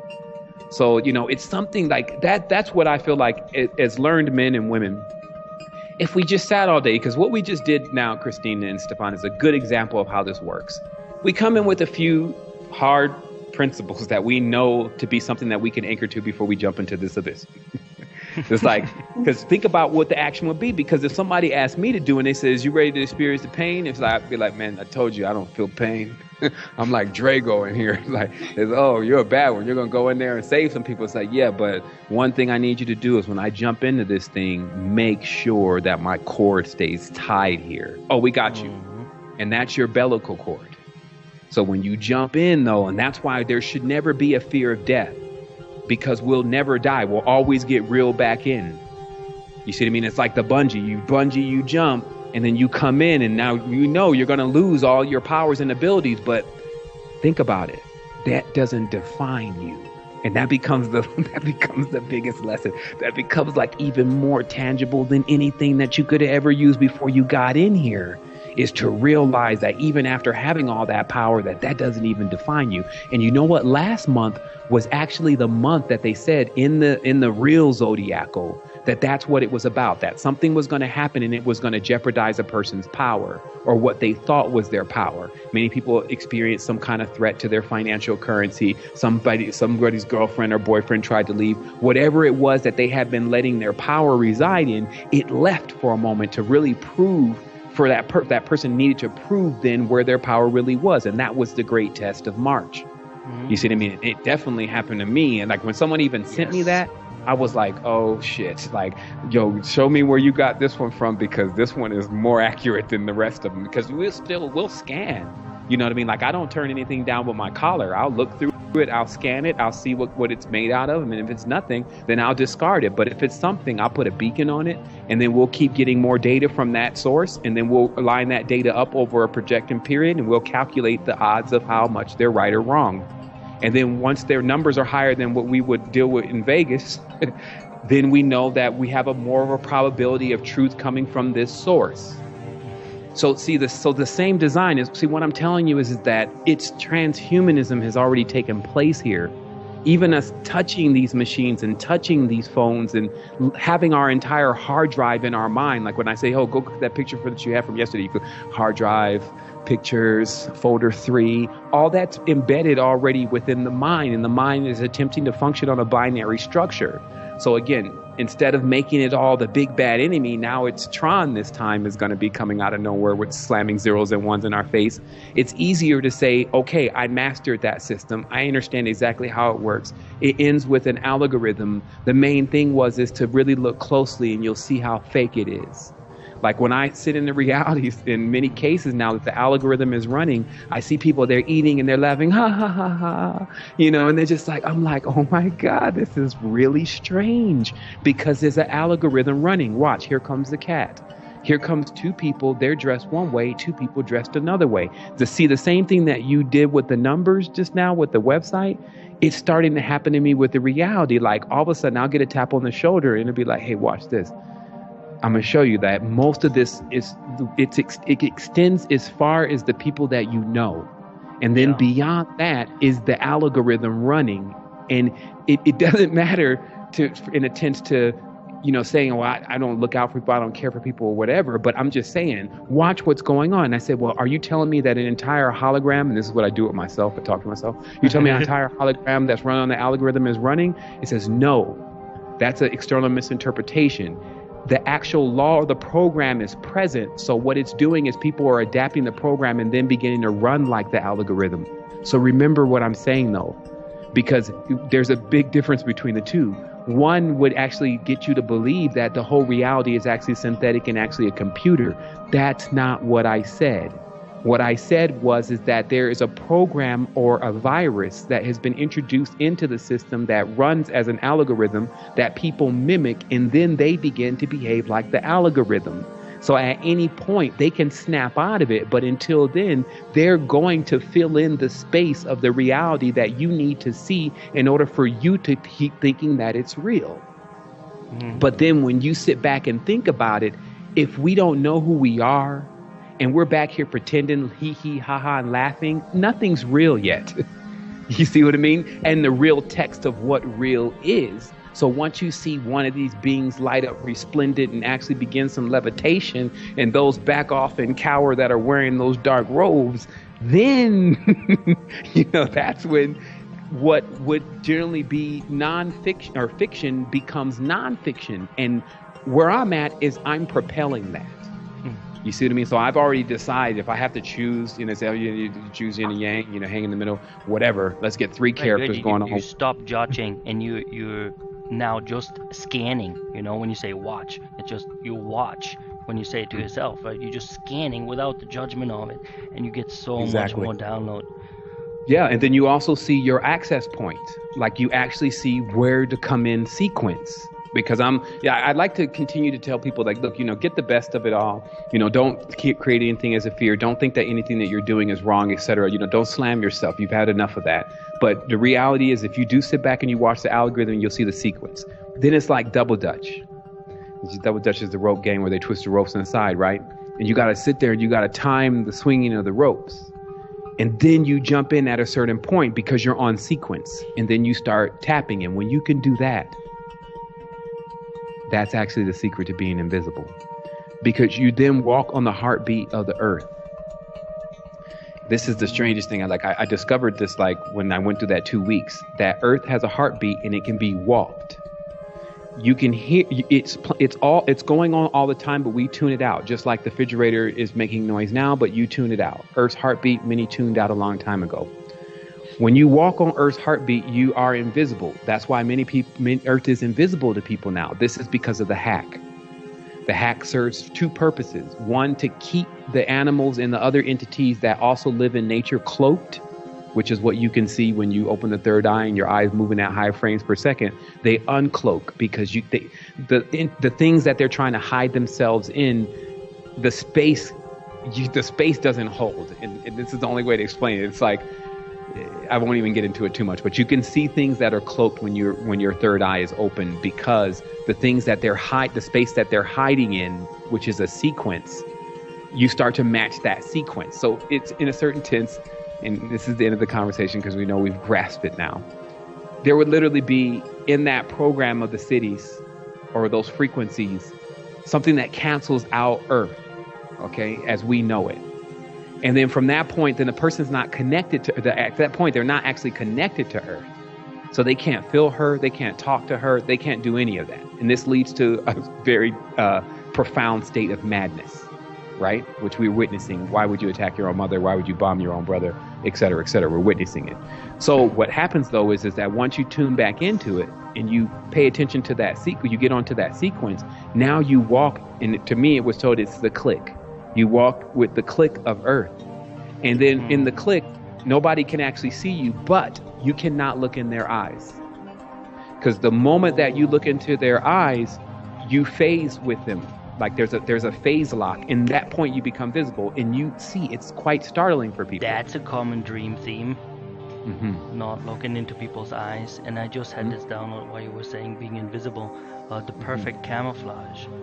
Right, the perfect, not only on a visible level, but on all levels, the perfect camouflage. I mean, it's the cam of LH, the view of God time. When the sequence is matched, when you're really, I mean, invisible, just because you're not looking only at light, you're not only looking at mirror glass houses, actually looking out from the inside. Man, we're so on top of it right now. We're inside of it. Because think about also what the camouflage is doing is it's blending you in with everything so that nothing can be distinguished as one thing or another.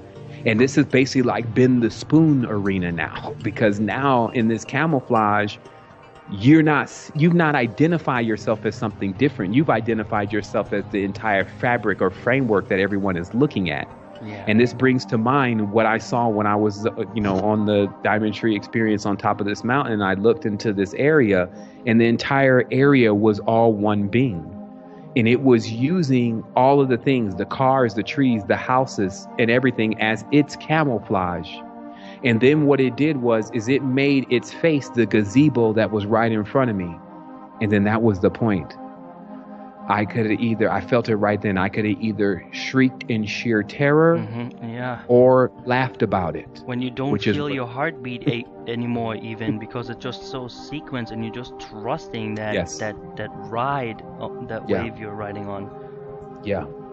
I mean, see, that's the space, that's the zone right there. It's beautiful for us to even be able to begin to identify it, because I'm sure within, just a few months, even maybe a few years tops, that space will become so known. Someone will even triumph further and create a way for, people to get into it with less, with so little trouble. We're going to have to pick up tourist trash in that space. Yeah. I can dig it. Oh wow. So, we could keep going with it. Obviously, you know how we are, but, it's got to Yeah, come to a conclusion at a yeah, no, certain point. I think we But I, concluded it. Look at this, we're actually at the 2 hour mark, just right about yeah, I now. noticed that. What a But beautiful that was, download. oh, yeah. I mean, there's even some more that I really just want to extract out of the whole idea of the camouflage. But we're definitely going to have to save that for another time of when we come back together again, which we surely will. But it's just interesting though how the conversation starts to roll across, and then in the beginning, like you see, what I really do is I just say what I know has to be said, and then I'm still like the punching bag in a certain tense in my own consciousness, because then I have to say, well, now you're going to say something that if you don't end up explaining this completely, then not only are people going to take it the wrong way, but they're going to also think that you're a certain way. And I think that this is also the dangers of the teacher, right? Yeah, and that's why that format, I think it's so beautiful. We're not a pressure on being live, and also we on this triangle where we have this trifecta going, where if somebody jumps out, somebody else can jump have in. have that floating point.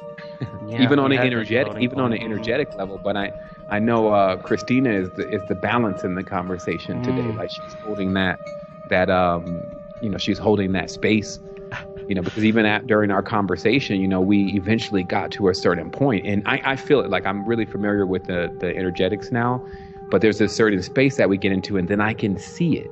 So then once I can see it, then I go and get information that we're looking for. And it's literally happening in real time. So it's not something that all I have to do is set out the bullet points. That's what I believe is like calculating the parallax and just figuring out the projection. And those are like your bullets. And it's like, okay, let's just figure out, where we're going to start with this right now. And then let's see where it really takes us, It's even days before, in preparation of this interview, we are exchanging energies. I felt it really, really crazy before our first, actually 7 days before our first interview.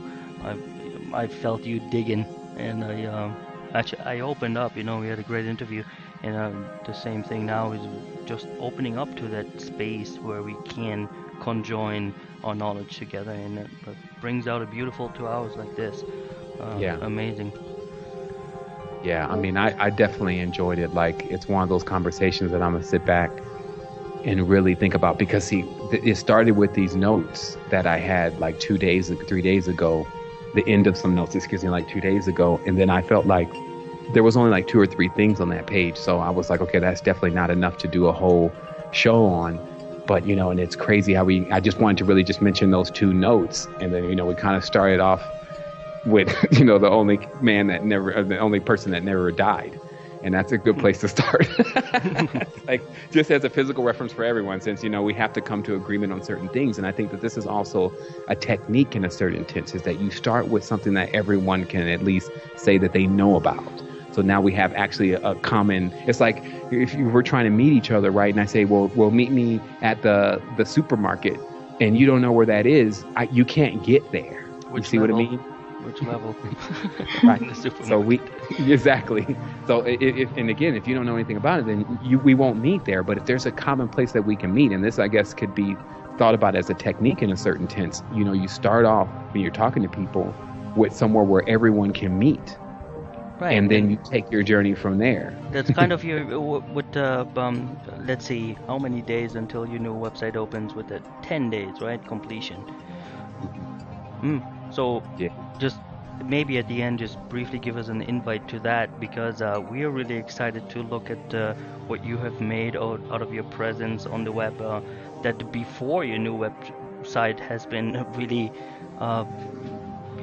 inviting and wholesome in its place already with your Astral Quest and then all the things that jump off that. So what can we really expect, and please, how can we conjoin together in this new understanding of your web presence? Well, what I've done now is, I'm in competition with myself, so people don't have to worry about me competing with them. Like, I'm just always working to keep increasing and keep getting better. And obviously the Resistance 2010 is our original social network, and it's still bustling, as you said. and always taking in members. But now we wanted to come out of that platform because it was presenting certain kinds of limitations.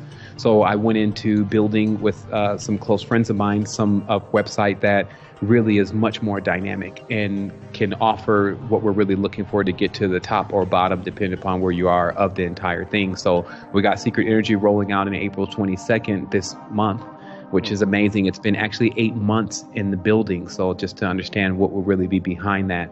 And so, or in front of it, I just always have to catch it from both angles these days in my conversation. But the thing is that, so that's coming and almost here. And what I'm working on personally is we're going to do a curriculum now, so that way there could be a place for people to start, because even these kind of conversations could be kind of heavy. This is like eating rocks for someone who's just a babe.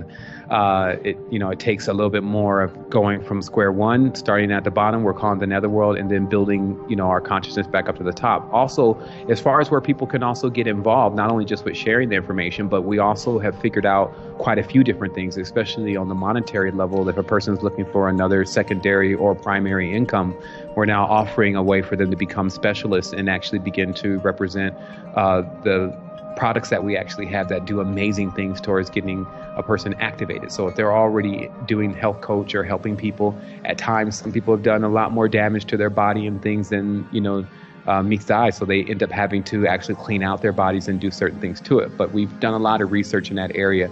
So we're giving people, even with websites, an opportunity to have a complete store, and it actually looks like their store, and then we do all the shipping and everything for them, and they get really good commissions. So if you want to know more about that, you can actually go to spiritech.com. It's spiritech.com, and that actually contains a bunch of information on that. And all of our products and things are at Realm Dynamics. You can also, if you need to learn more about what I just explained, you can actually talk to a live operator there. We have a 24-hour a day, 7-day-a-week help desk for individuals that are looking for assistance with their expansion. And so that's what we were doing. We're covering it from all angles. I'm really not, like I said, introducing any kind of limits to myself, because I find that, in all this, it just becomes like where you have to wear several hats in order to be able to succeed, by the true extent of success, which would be for me, to actually be in control of my incarnation process, of my memories, and also in control and responsible of my abilities. And I think that these are really, really good waypoints to set. Also, if you wanted to assist other people, mentors do that. They become the bridges for people that are at a more preliminary state of consciousness to getting to the other side. And in that, we also learn many things too. Teacher, as always, becomes the student. And so I think with all of this, I'm really stoked about the whole thing. And I'm looking to get out more in the physical. Obviously, we're going to roll out another season. Instead of doing Astro Quest, we're going to actually do it season or two on a new show we're calling Advanced Intelligence. And we're going to explore many different things like cymatics, frequency, biorhythms, ethnogens, and different things, and kind of really looking for free energy for the body, where it actually is and how it comes about.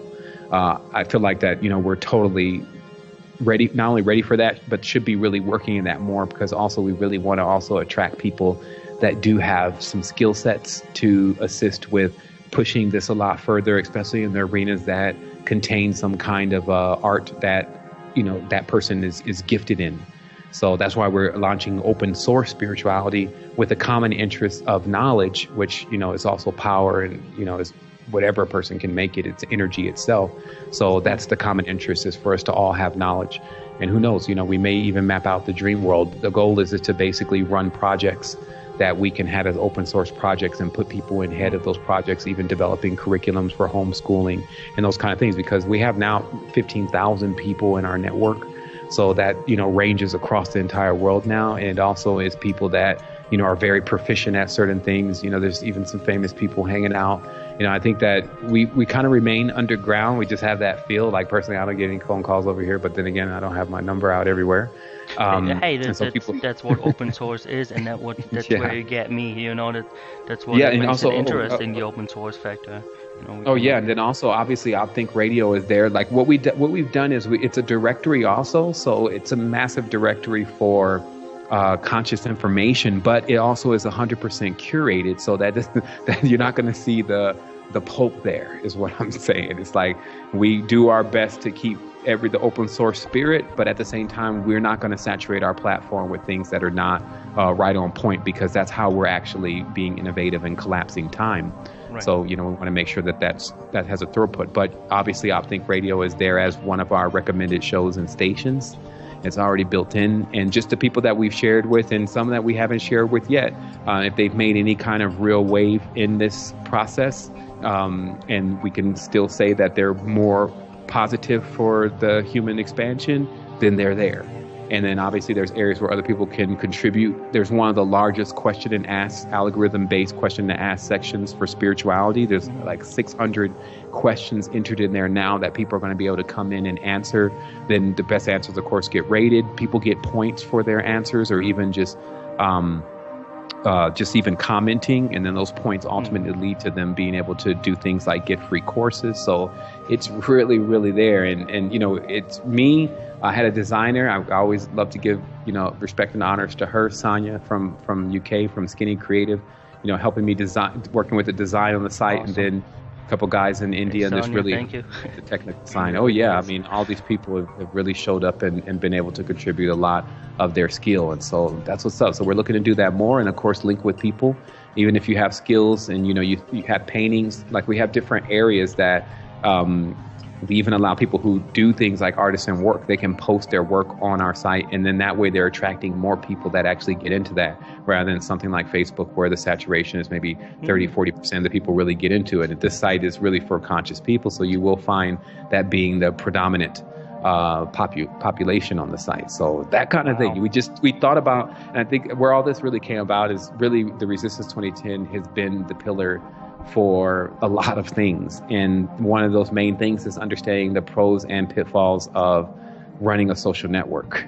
So, there's things that you end up learning after a while that, okay, well, we should definitely not be allowing, the people that really are ready to do this to be in the same chat box as the people who are just playing around with it. So how do you fix that? Well, you have a common chat box, and then you have other rooms that are designated for the courses. So if a person's really serious about this, they've taken the course, and then they have access to that chat room. And then if you got, let's say, a 9th course, there's that chat room is there. So the person who's really serious about their spirituality is really going to want to get the password to the 9th course's chat room, because anyone who's in that chat room also has went through the entire process. So you can count on them knowing something. So it's almost like a multi-level role-playing game in a certain sense, so it's fun for spirituality. So interesting, Sevan. This sounds so. We can't wait to check it out. I guess it's up to us to make it and to completely finish it and build it together.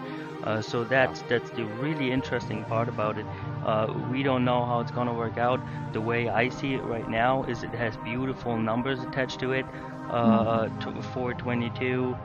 10 days to go, 8 months and that's Earth in Day. Works. Earth Day, come on. It looks beautiful. So, 7. But and you're also right. Everyone, it's a skeleton, and everyone else breathes life into it. So it's just the backbone of the framework that we need that's strong enough to hold us, and then we bring the life to it. And I'm not kidding you, just when you interrupted me, it was 2:22 and 22 seconds of my recording on Skype. So I can't put it more beautifully than that. Let's end here, Sevan. You've been a great. Let's not just not use word. I mean, we'll have a moment of silence. We have a moment of silence. Let us have a moment of silence. Yeah, let's play the music out, and here we go.